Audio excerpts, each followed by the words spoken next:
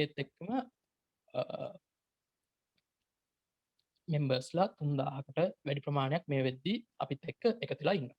Sets කියන්නේ student based organisation එක. ඒ කියන්නේ ඉගෙන ගන්න ස්ටුඩන්ට්ස්ලා කියන්නේ ඉගෙන ගන්න කැම්පස් එක වේවා ස්කෝල් එක වේවා ඉගෙන ගන්න කට්ටිය තමයි සෙට්ස් එකේ වැඩ කරන්නේ. ඒ කියන්නේ සෙට්ස් එකේ මෙම්බර්ස්ලා සියල්ලම ඉගෙන ගන්න කට්ටිය. අපි වගේ.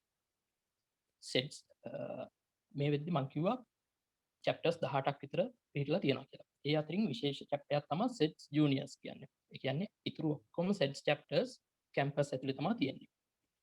campus වල අපි කරන sets එක එකතු වෙලා කරන වැඩ අපි ඉස්කෝලේ ඉන්න අයටත් දෙන්න තමයි sets juniors කියන chapter එක open කරේ. එතකොට මම හිතන්නේ මෙතන ඉන්න ගොඩක් අය ඉස්කෝල වල ඉන්න අය ඔයාලට පුළුවන් sets juniors chapter එකත් එක්ක එකතු වෙන්න. අපි මේ වගේ තව ඉස්සරහටත් වැඩ කරනවා. ඒවත් එක්කත් සම්බන්ධ වෙන්න පුළුවන්. ඇයි අපි දැන් මේ ඔබ්සර්වේෂන් සෙෂන් එකක් ඇත්තටම ඔන්ලයින් කරන්නේ. අපි දන්නවා කොරෝනා වසංගතයේ හින්දා අපිට අවුරුදු දෙකකට ආසන්න කාලයක් කිසිම කට්ටිය එකතු වෙන වැඩ කරන්න බැරි වුණා. ඉස්කෝල වලත් මම දන්නවා ඇස්ට්‍රෝ සම්බන්ධයෙන් නම් කිසිම වැඩක් කරගන්න මේ දවස්වල විදියක් නැහැ. මොකද එකතු වෙන්න විදියක් නැහැ. ඔබ්සර්වේෂන් කැම්ප් එකක් තියන්න විදියක් නැහැ.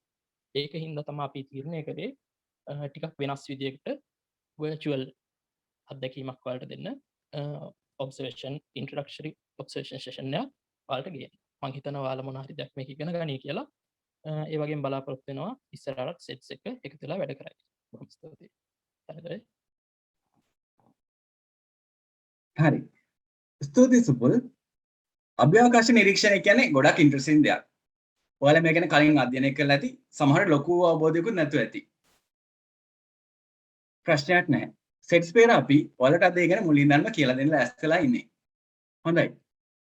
එහෙමනම් දැන් අපි සූදානම් වෙන්නේ අපේ වැඩසටහනේ ප්‍රධාන අංගයට යමු වෙන. හැබැයි ඊට කලින් පොඩි දැනුවත් කිරීමක් කරන්නම්. මේ සෙෂන් එක කරගෙන යන අතරතුරේදී ඔයාලට ප්‍රශ්න Zoom chat එකේ අපි දැන් දාන link එකේ හරහා අපිට යොමු කරන්න ඔයාලට පුළුවන්. අපි සෙෂන් එක අන්තිමේදී ඒවට උත්තර දෙන්නම්. හරි. මම දැන් මේ සූදානම් වෙන්නේ අද දිනේ අපේ සම්පත්දායකයා හඳුන්වලා දෙන්න. ඔහු මොරටු විශ්වවිද්‍යාලයේ ඉන්ජිනේරු පිට ශිෂ්‍යෙක්. ඒ වගේම සෙට් ශ්‍රී ලංකා ඔබ්සර්වේෂන් ඩිවිෂන් එකේ ඇසිස්ටන්ට් මැනේජර් විදිහට වැඩ කරනවා. ඔහු දිලන් සෙන්රුප්. හරි. මෙතනින් එහාට මම සෙෂන් එක කරන් යන්න දිලන්ට ආරාධනා කරනවා. දිලන්. ඔව්.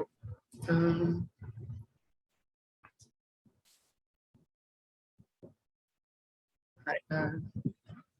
මට පොඩි වෙලාවක් දෙන්න ස්ක්‍රීන් එක ෂෙයා කරන්න.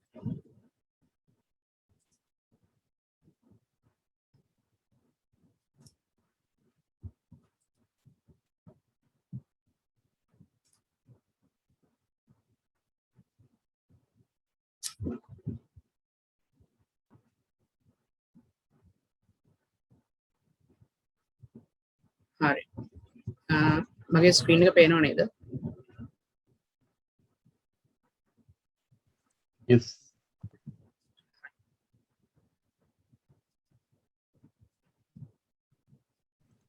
පේනවා. හරි. එහෙනම් අපි පටන් ගමු දේශනය. නිරීක්ෂණ තාරකා විද්‍යාව ගැන තමයි අද කියලා දෙන්න බලාපොරොත්තු වෙන්නේ. ඉතින් නිරීක්ෂණ තාරකා විද්‍යාවේ අපි ගොඩාක් ගැඹුරට යන්න බලාපොරොත්තු වෙන්නේ නෑ අද. නිරීක්ෂණ තාරකා විද්‍යාව ගැන දල අදහසක්, ඒ කියන්නේ මූලිකම අදහසක් ලබා ගන්න තමයි අද මේ සෙෂන් එක කරන්නේ. හරි. මුලින්ම ටිකක් ඉතිහාසයට ගිහිල්ලා බලමු. ලෝකේ මුලින්ම මේ නිරීක්ෂණ තාරකා විද්‍යාවේ ආරම්භය කොයි වගේද කියලා. ඇත්තටම ඒ කාලෙට ගියොත් අපි ඒ කාලේ හිටපු මුතුන් මිත්තෝ එහෙම නැත්නම් ඒ පැරණිනෝ මුලින්ම මේ අහස දැකලා අහස අල්ලන්න උත්සාහ කරනවා. දැන් නම් ඉන්න කට්ටියට මේ කතාව ඇත්තටම විහිළුවක් වගේ. නමුත් ඒ කාලේ හිටපු අය ඇත්තටම ගොඩක් කුතුහලයෙන් පසු වුණා මේ අහසේ තියෙන දේවල් දැකලා. මොකද දැන් කාලේ වගේ ආලෝක දූෂණයෙන් අහස විනාශ වෙලා නැහැ. විශේෂයෙන්ම නගරබද ප්‍රදේශවල. නමුත් ඒ කාලෙදී ඇත්තටම අහස ලෝකේ හැම තැනකටම වගේ එකම විදියට ලස්සනට පෙනුණා. මෙන්න මේ පින්තූරේ තියෙනවා වගේ මේ තියෙන්නේ මන්දාකිණිය අපි ඉන්න මේ විදියට ලස්සනට පෙනුන අහස. ඉතින් ඇත්තටම ගොඩක් කුතුහලයෙන් තමයි ඒ කාලේ කට්ටිය හිටියේ. ඉතින් මේ විදිහට ඇත්තට මේ කාලේ කට්ටිය ගොඩනැගිලි පවා ඉදි කරා. මේ අහස ඒ ගොඩනැගිලි උඩට නැගලා අල්ලන්න පුළුවන් වේද කියලා බලන්න. විශේෂයෙන්ම තනිතලා ප්‍රදේශවල ජීවත් වෙච්ච පිරිස්.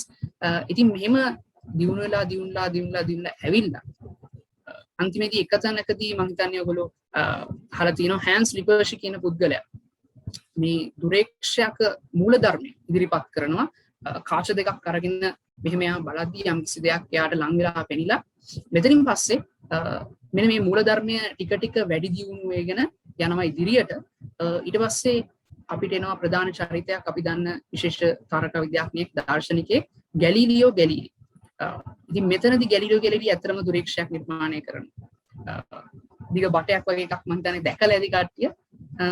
ඉතින් මෙන්න මේකෙන් තමයි මුලින්ම නිරීක්ෂණ කටයුතු කරන්නේ. ගැලීලියෝ ගැලීලි හිතා ගන්නත් බැරි නිරීක්ෂණ කිහිපයක් කළා තියෙනවා මේ එයා හදපු මුල්ම දුරේක්ෂය.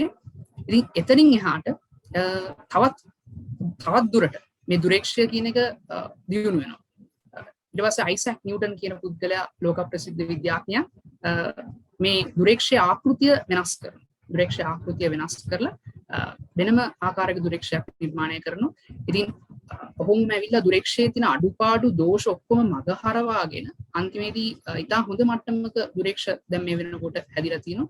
ඒ විතරක් නෙමෙයි එතනින් එහාටත් ගිහිලා තියෙනවා. අපි ඒ ගැනත් ඉස්සරහා ස්ලයිඩ් එකකදී පොඩ්ඩක් කතා කරනවා. හරි. අපි එහෙනම් වැඩි වෙලා ගන්න නැතුව ඊළඟ ස්ලයිඩ් එකට යමු.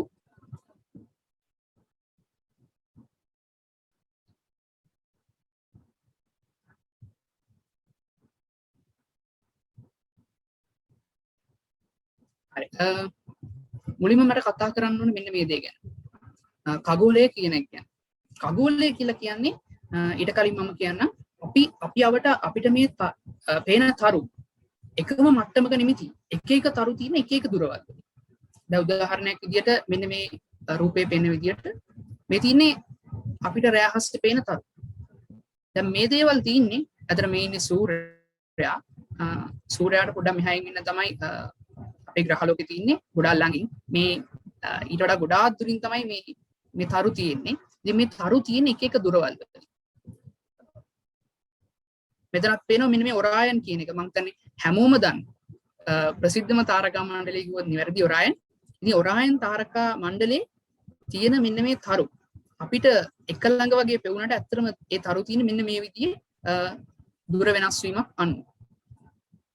අපිට සාපේක්ෂව තමයි මෙන්න මේ පෘථිවියේ ඉඳන් බලන අපිට සාපේක්ෂව තමයි මේ තරු ටික අපිට මෙහෙම ලස්සනට රටාවක් විදියට පේන්නේ. නමුත් මේ විදිහට දුරින් තමයි තියෙන්නේ. ඉතින් අපි අධ්‍යයනයේ පහසු උදෙසා උපකල්පනය කරනවා මනක්කල්පිත ගෝලයක්.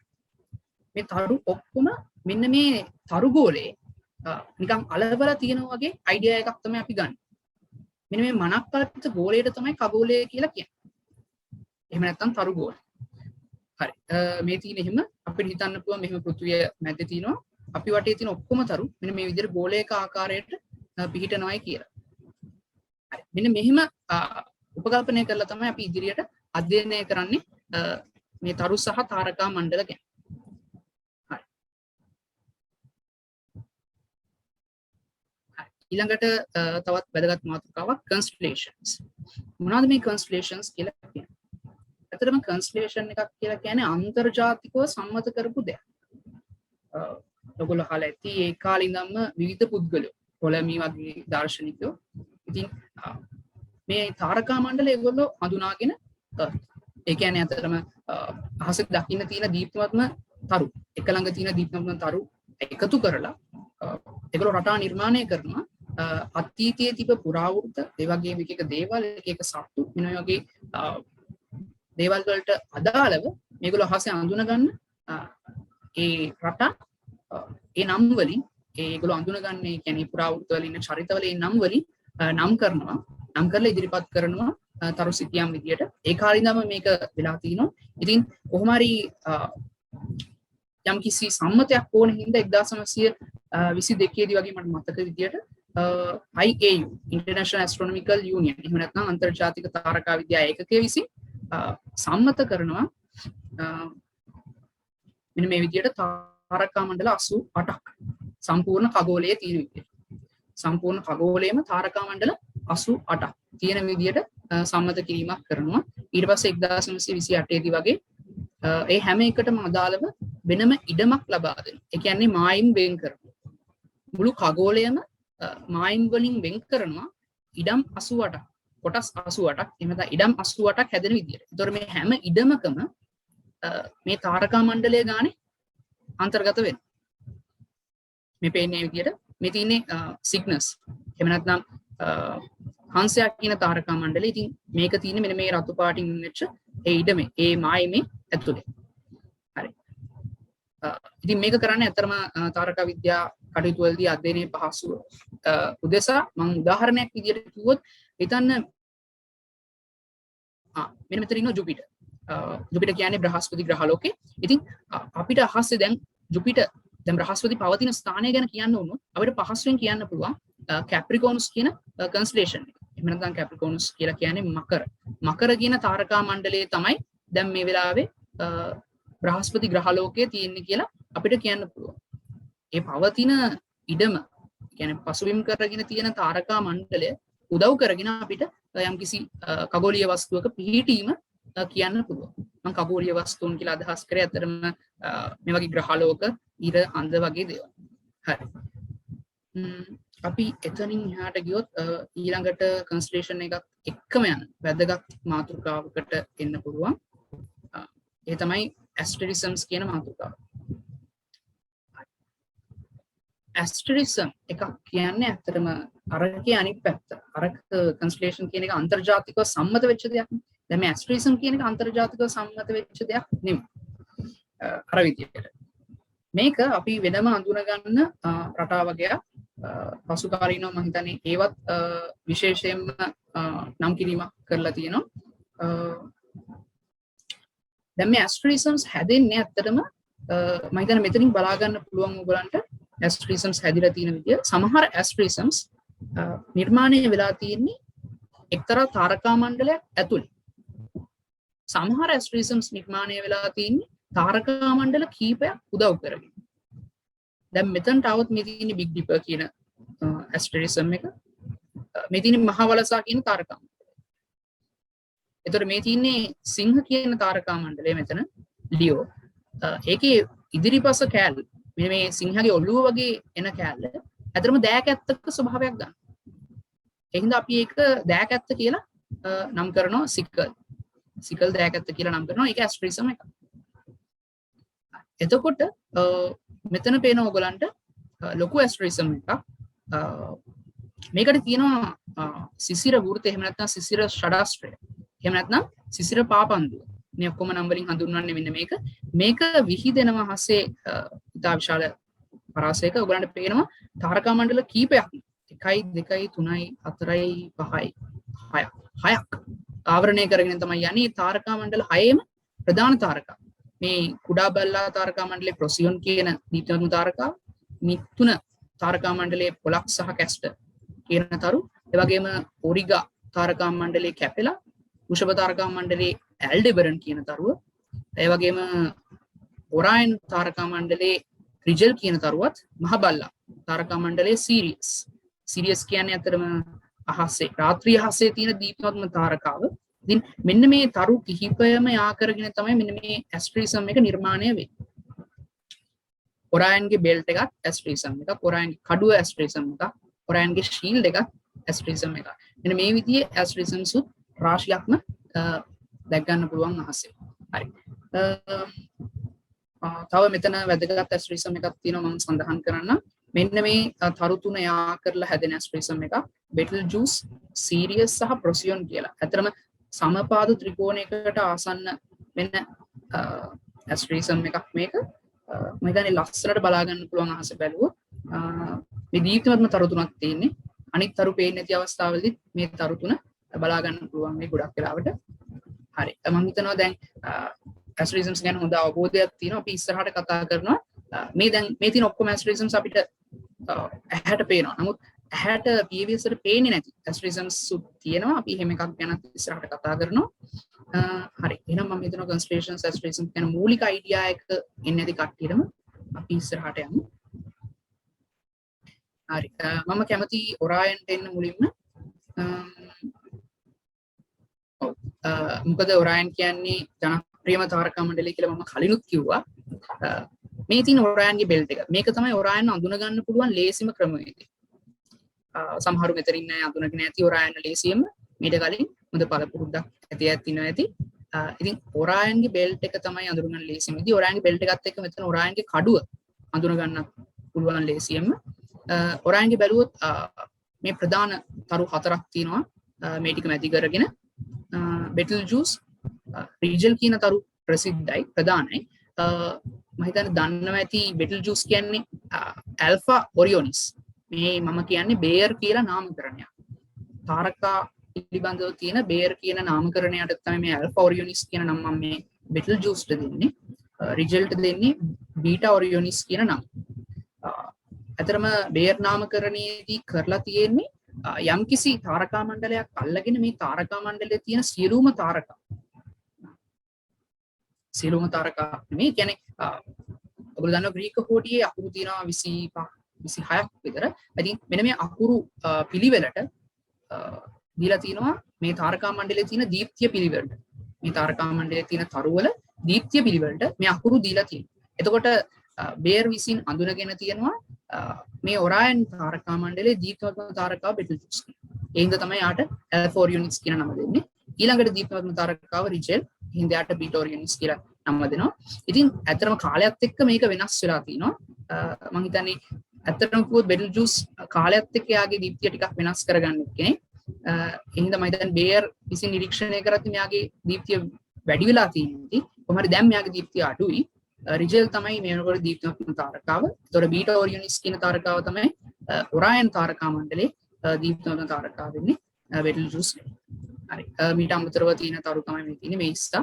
එතකොට බෙලාට්‍රික්ස් සහ සයි. මේ තරු තුන ඇල්නිටැක්, ඇල්නිලෑම් මින්ටකා. මම ඉස්සරහට මේ ඇල්නිටැක් ළඟ තියෙන නිහාරිකා කිහිපයක් ගැන කියනවා. ඊළඟ ස්ලයිඩ් එකේ.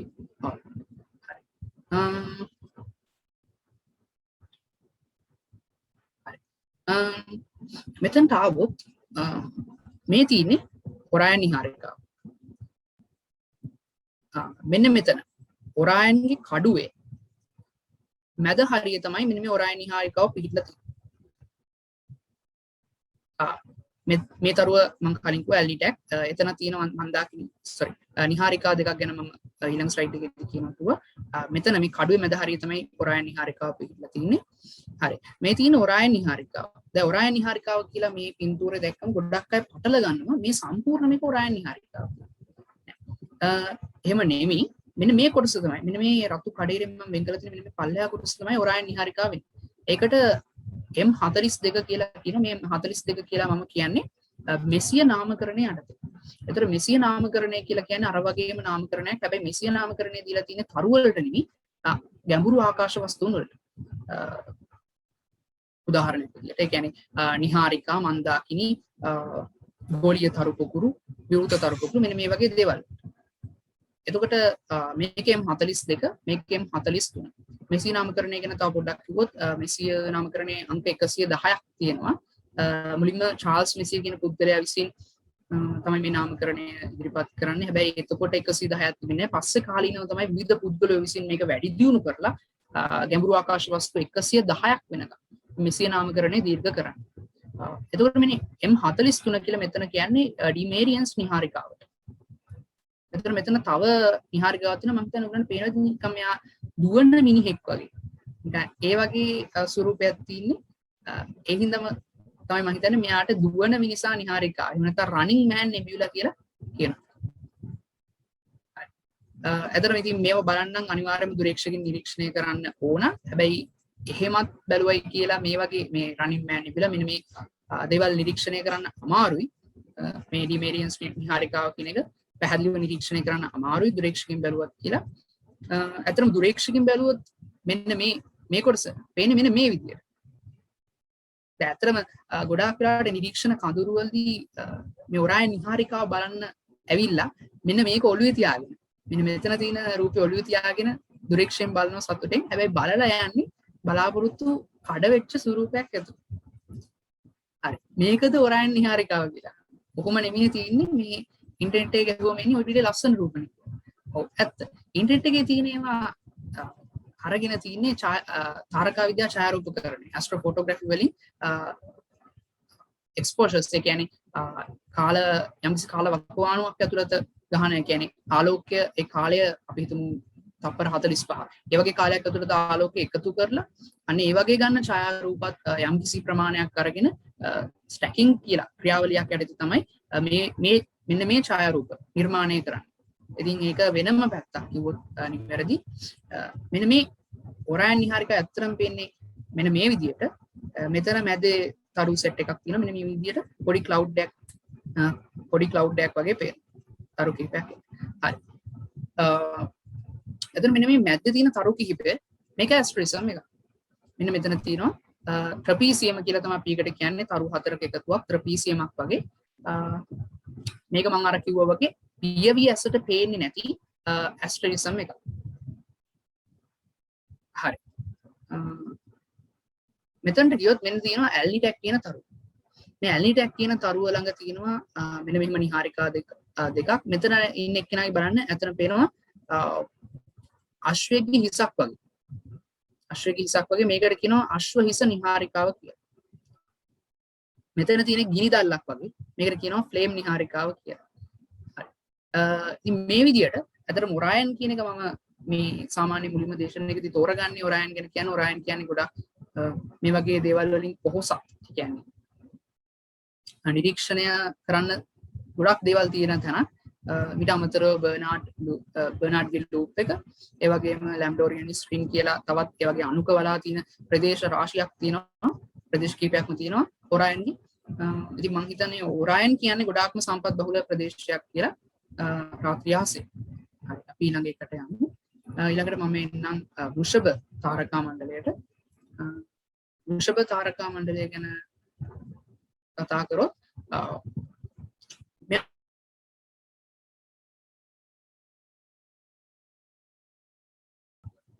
හෙයාඩේස් තරු පොකුර කියලා මම හිතන්නේ මේක තමයි පෘථිවියට ළඟින්ම තියෙන තරු පොකුර වෙන්නේ හෙයාඩේස් තරු පොකුර.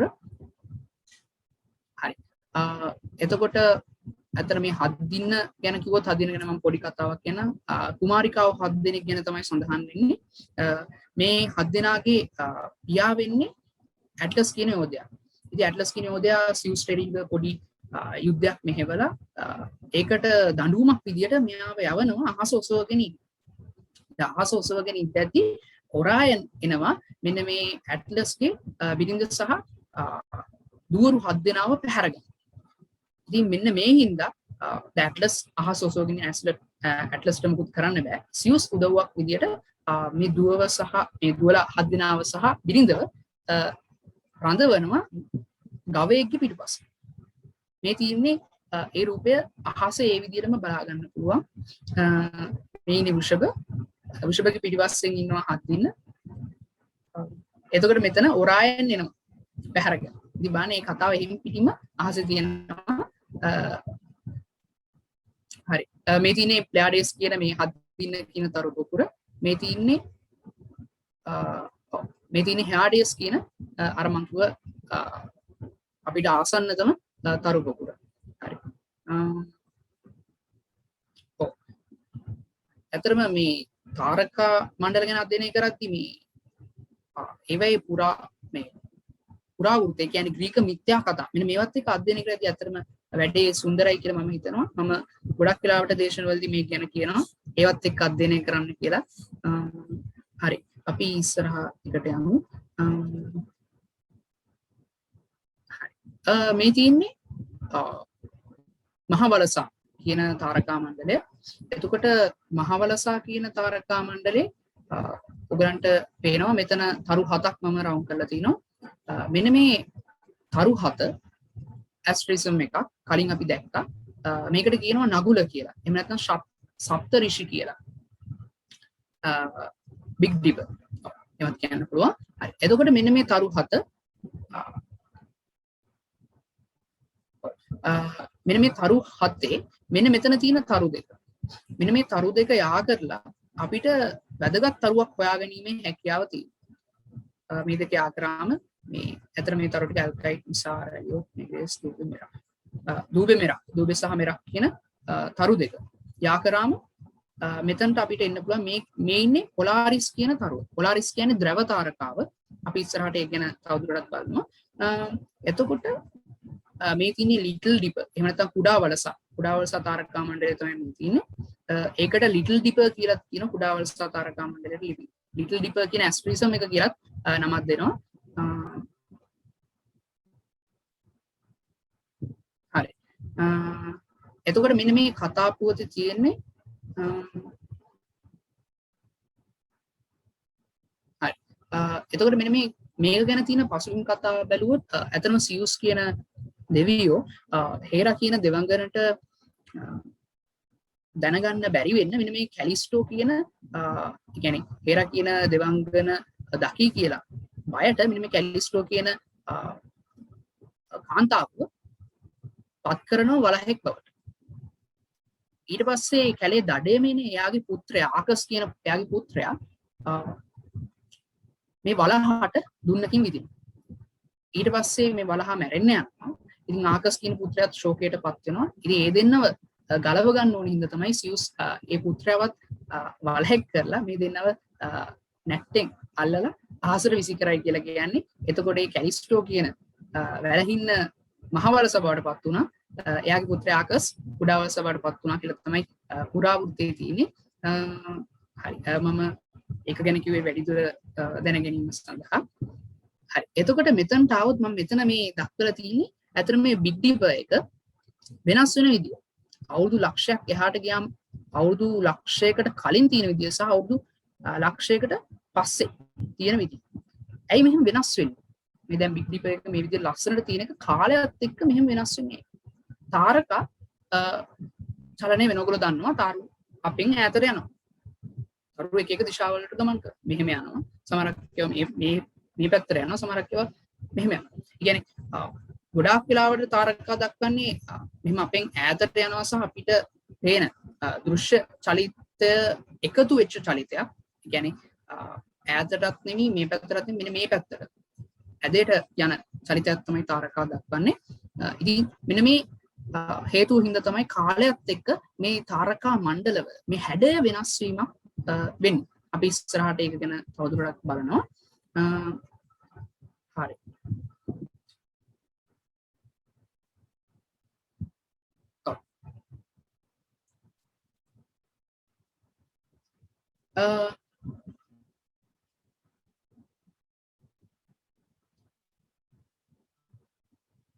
මෙතනට આવොත් මේ තියෙන්නේ පෙගසස් සහ ඇන්ඩ්‍රොමීඩා කියන තාරකා මණ්ඩල යුගලය. එතකොට දැන් පෙගසස් කියන්නේ පියාඹන අශ්වයා. හැමෝම දන්නවා. දැන් කලින් හිටියේ මහවලසා. මම හිතන්නේ ඒ වගේ තාරකා මණ්ඩලයකට ඒ කියන්නේ ඒ වගේ නමක් දෙන එක සාධාරණයි. අතර මහවලසාගේ ඇත්තටම තිබ්බා වලහෙක්ගේ ලුක් එකක් මේ ඒ තාරකා මණ්ඩලේ. දැන් මෙතනත් ඇත්තටම යම්කිසි ආකාරයක නිකන් අශ්වයෙක් පයින්නෝ වගේ ඒ වගේ හැඩයක් තියෙනවා. මම හිතන්නේ ඒ හින්දාම වෙන්නේ නැති ඒක දැකලා වෙන්නේ නැති මේ පෙගසස් කියන නම දෙන්නේ නැත්තේ. එතකොට පෙගසස් එක මෙතන ඉන්නවා ඇන්ඩ්‍රොමීඩා කියන තාරකා මණ්ඩලය. එතකොට මෙන්න මේ තරු හතර එකතු වෙලා ඇස්ට්‍රිසම් එකක් හැදෙනවා. මේ ඇන්ඩ්‍රොමීඩාගේ දීප්තිමත් තාරකාව තමයි මේ තියෙන්නේ ඇල්ෆරැට්ස් කියන තාරකාව. එතකොට මේ මාක ස්ටීට් සහල්ජනු කියලා තරු තුනක් පෙගසස් තාරකා මණ්ඩලයේ තියෙන තරු තුනක් එකතු වෙලා මෙන්න මේ තරු හතරම එකතු කරගෙන තමයි ග්‍රේට් ස්ක්වයර් එහෙම නැත්නම් මහා සමචතුරස්‍රය කියන ඇස්ට්‍රිසම් එක නිර්මාණය වෙයි. එතකොට මම මෙතනින් ගියොත් මේ ඇන්ඩ්‍රොමීඩා තාරකා මණ්ඩලයේ මෙන්න මෙතන තියෙනවා ඇන්ඩ්‍රොමීඩා මන්දාකිනිය. ඇන්ඩ්‍රොමීඩා මන්දාකිනිය ගැන අතර මම කිව්වොත් අපිට ළඟින්ම තියෙන මන්දාකිනිය.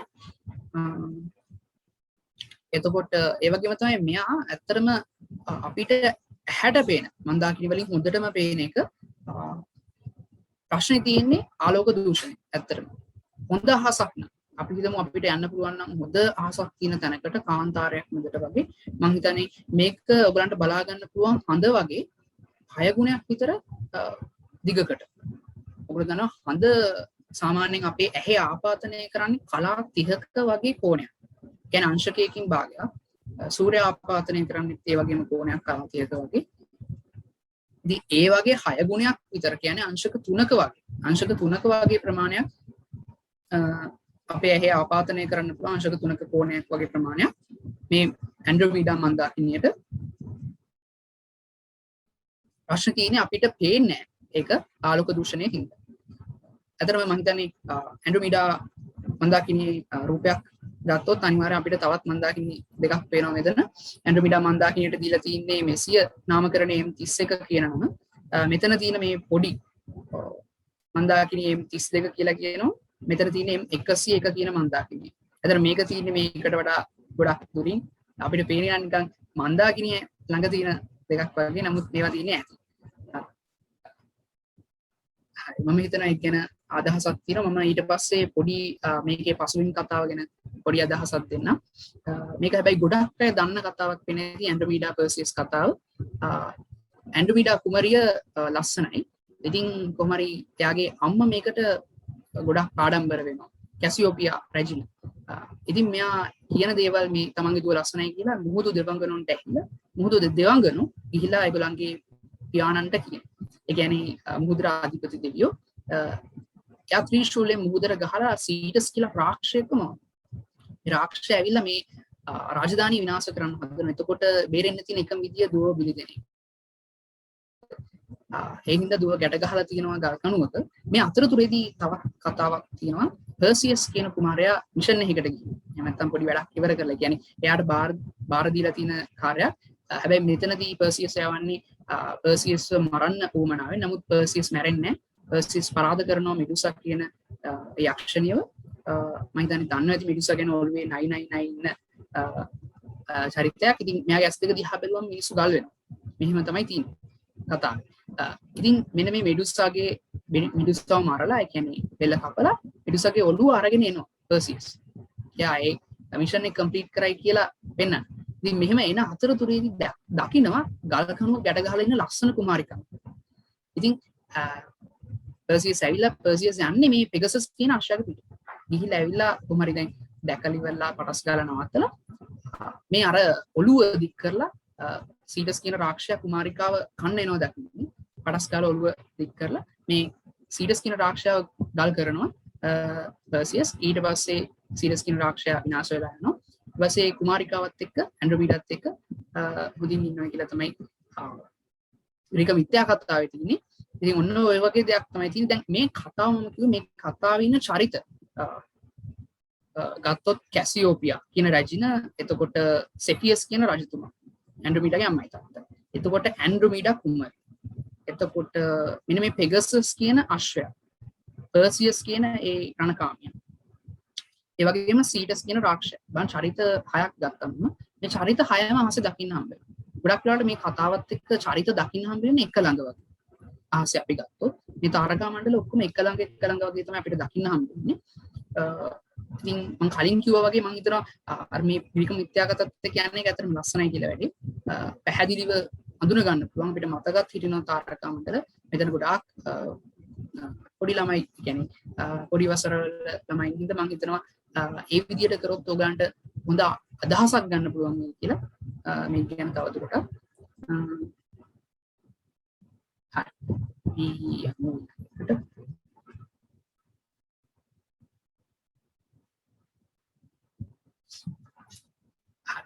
ඊළඟට මම එන්නේ සදර්න් ක්‍රොස්. එහෙම නැත්නම් දකුණු කුරුසිය කියන එක ගැන අදහසක් දෙන්න. දකුණු කුරුසිය කියලා කියන්නේ තාරකා මණ්ඩලයක්. පොඩිම තාරකා මණ්ඩලය කිව්වොත් නිවැරදි. රාත්‍රී හස්සේ දකින්න තියෙන. දැන් ඒ කාලේ නාවික ගමන් යද්දී මේ දකුණු කුරුසිය ගොඩාක් ප්‍රයෝජනවත් වෙනවා. ඇත්තටම දිශාව හොයාගන්න. දකුණු දිශාව හොයාගන්න දකුණු කුරුසිය කියන්නේ ගොඩාක් ප්‍රයෝජනවත් වෙනවා. එතකොට හරියටම මෙන්න මේ රේඛාව දික් වෙන්නේ පල්ලෙහාට දකුණු කගෝලීය ද්‍රවයට. දකුණු කගෝලීය ද්‍රවයට තමයි දික් වෙන්නේ. එතකොට ඒ ගමන් කරන නැවියෝ පල්ලපුරුද්දක් නැතිනම් ඒගොල්ලෝ රැවටෙනවා. බලන්න මේ විදිහට මම හිතන්නේ මීටත් වැඩි ලස්සන කුරුස් දෙකක් තමයි මේ තියෙන්නේ. මේ දෙකට රැවටෙන්න පුළුවන්. එතන මාත් මුල් කාලේ දකුණු කුරුසිය හොයාගන්න ගිහලා රැවටුණා මේ දෙක. මටත් හිතා ගන්න බැරුණා මොකක්ද කියලා. හරි දකුණු කුරුසිය. එතකොට දකුණු කුරුසිය ගැන හරියට අයිඩියා ගන්න නැතුව බානියොත් අනිවාර්යයෙන්ම රැවටුණා. මේකට කියනවා දියමන්ති කුරුසිය කියලා. මේකට කියනවා වැරදි කුරුසිය කියලා. false cross. එතකොට අඳුනගන්න පුළුවන් ක්‍රමයක් තමයි මම මේ දක්වලා තියෙන්නේ. ගොඩාක් දීප්තිමත්ම තාරකා දෙකක් තියෙනවා මෙන්න මෙතන.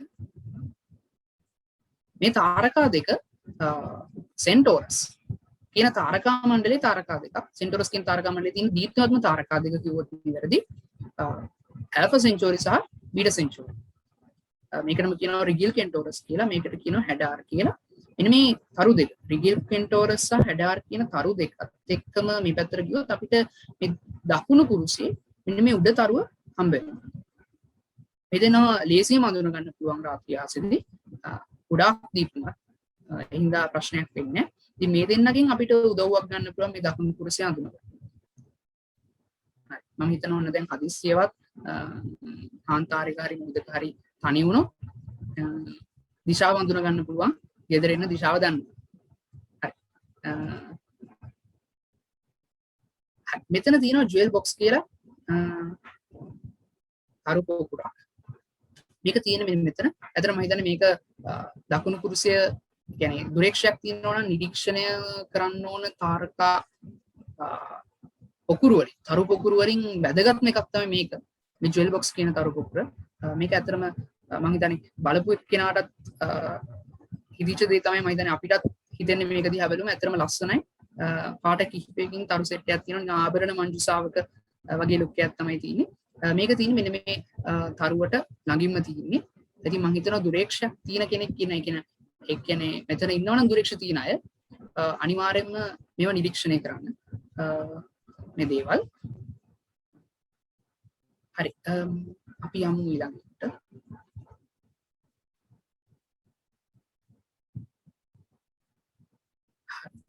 ඊළඟට අපි ඉන්න මන්දාකිනිය ගැන පොඩි අයිඩියා එකක් ගමු.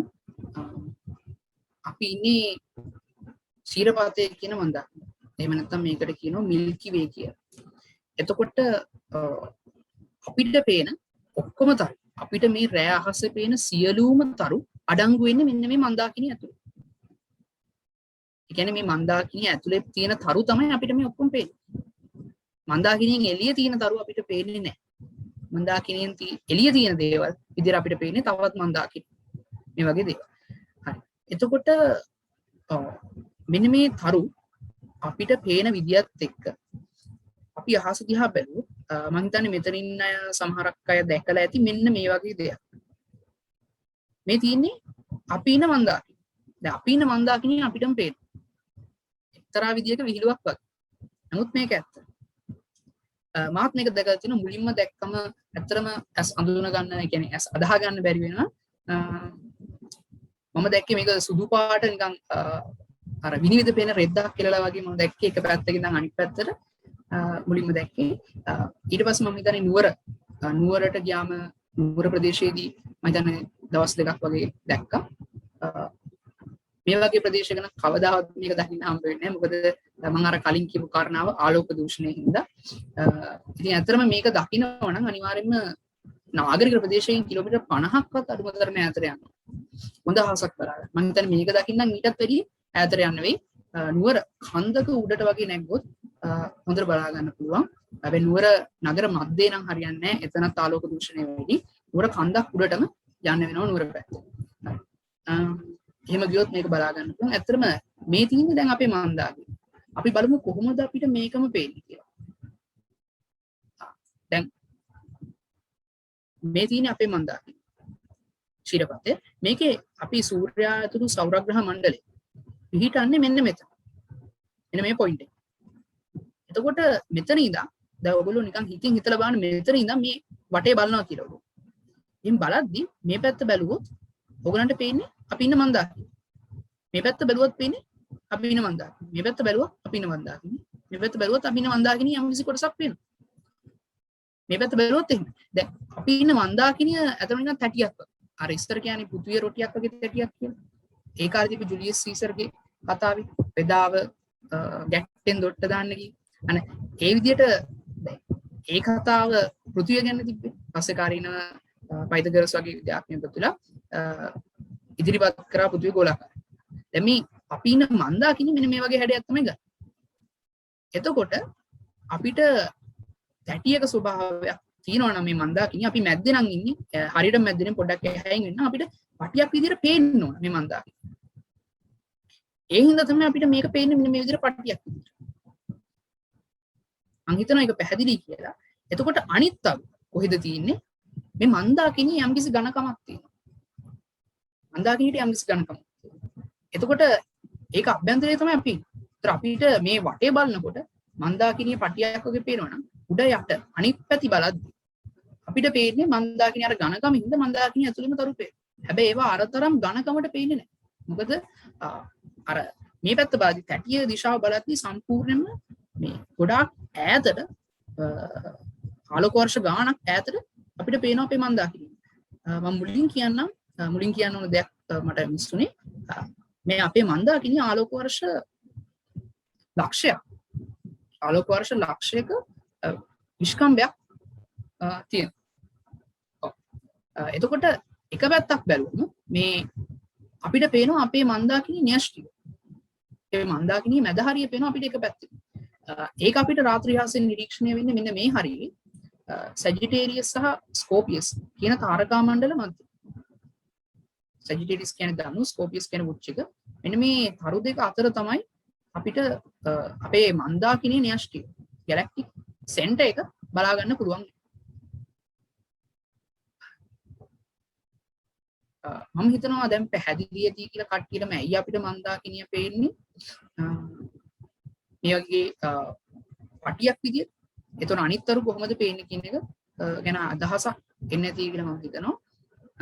හරි අපි එහෙනම් අපේ මන්දාකිණියෙන් යමු ඊළඟ ස්ලයිඩ් එකට.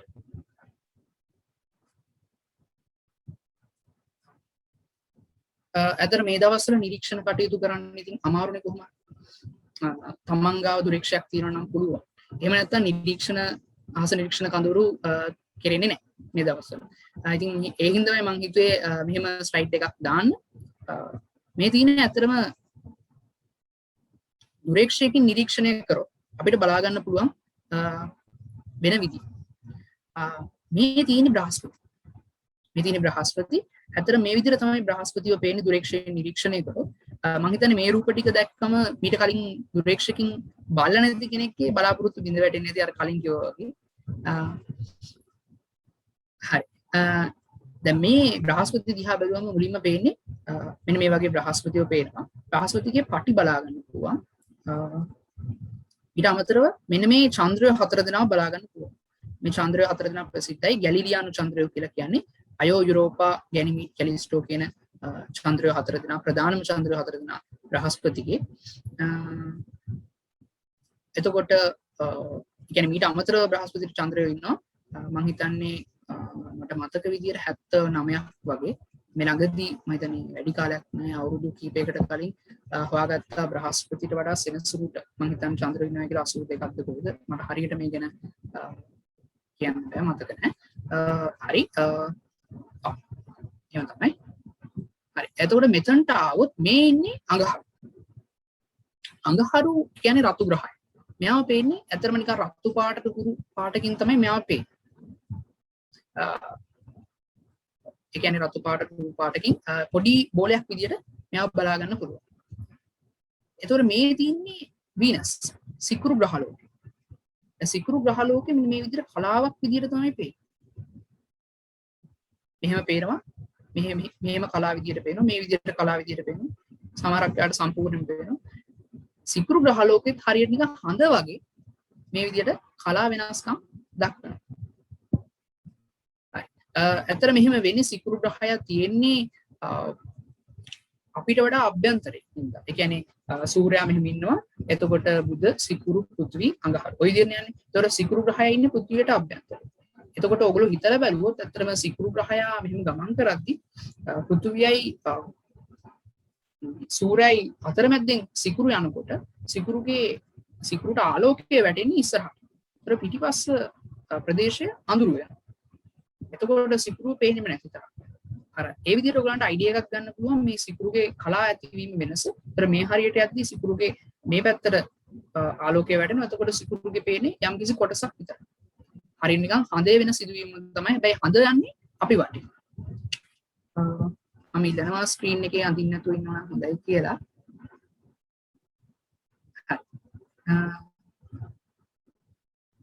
මෙතනට මම හිතන්නේ මේක කලින් දැක්ක අපි මේ තියෙන ඔරායන් නිහාරිකාවේ නිරීක්ෂණය කරාම පේන විදිය.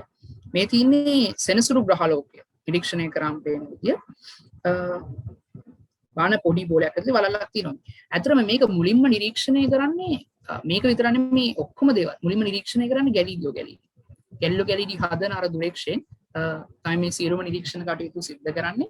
ඒක තමයි මම කිව්වේ ඇත්තටම ඔහු ගැන කතා කරොත් මම හිතනවා විශිෂ්ට චරිතයක් කියලා. මේ වගේ සොයාගැනීම් කීපයක් ගොඩාක් දේවල් නිරීක්ෂණය කරන්න පුළුවන් වෙච්ච එක නෑ යාගේ දුරේක්ෂය. ගැලීලියෝ ගැලීලි නිරීක්ෂණය කරනවා ඇත්තටම චන්ද්‍රයාගේ ලප, සූර්ය ලප, ඒ වගේම මෙන්න මේ ගැලීලියානු චන්ද්‍රය, සිකුරුගේ කල මේ දේවල් ගැලීලියෝ ගැලීලි මුලින්ම නිරීක්ෂණය කරනවා. එතකොට දැන් ගැලීලියෝ ගැලීලි සෙනසුරුත් නිරීක්ෂණය කරනවා. හැබැයි ගැලීලියෝ ගැලීලි අඳුනගන්නේ නැහැ සෙනසුරට වලලු තියෙනවා කියලා. ගැලීලියෝ ගැලීලි දකින්නේ සෙනසුරට කන් දෙකක් තියෙනවා. ඒ කියන්නේ මම කිව්වොත් මෙහෙම අතරම ඒ කාලේ තිබ්බ දුරේක්ෂය මේක පළවෙනි දුරේක්ෂය. අනිවාර්යයෙන්ම ගොඩාක් දෝෂ තියෙන නැති පැහැදිලි නැතුව ඇති අනිවාර්යයෙන්ම ලැබෙන ප්‍රතිබිම්බ. ඉතින් ගැලීලියෝ ගැලීලිට පේන්නේ නැත්තේ බොඳ වෙලා. ඒ හින්දා ගැලීලියෝ ගැලීලි දකින්නේ නැත්තේ හරිය නිකන් සෙනසුරට නිකන් කන් දෙකක් තියෙනවා. මේ හින්දා ගැලීලියෝ ගැලීලි එයාගේ සටහන් වල වාර්තා කරන්නේ සෙනසුරුගේ කන් කියලා. Years of Saturn. පස්සේ කාලීනව තමයි ක්‍රිස්ටියන් හයිජන්ස් කියන විද්‍යාඥයා විසින් අඳුනගන්නේ හරියටම මෙන්න මේ සෙනසුරුට වලලු තියෙනවායි කියලා. ඊට පස්සේ කාලෙදී ඔයගලන්ට පේනවා මෙතන බැලුවොත් ලාවට කළු පාට හිඩසක් තියෙනවා ඒ වලලු වල.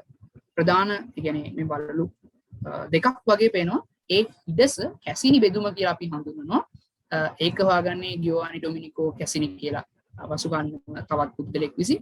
ඉතින් මේ වෙනකොට මම හිතන ප්‍රධාන වශයෙන් වලලු 7ක් විතර හොයාගෙන තියෙනවා වර්ගීකරණය කරලා තියෙනවා. ඉතින් මේ විදිහ තමයි සෙනසුරු දිහා බලුවොත් අපිට පේන්නේ දුරේක්ෂය. හරි මෙතන මම මේ දාලා තින්නේ අතරම ද්විත්වතරුවක්. ද්විත්වතරු කියලා කියන්නේ අතරම එක තරුවක් වගේ අපිට පේනවා.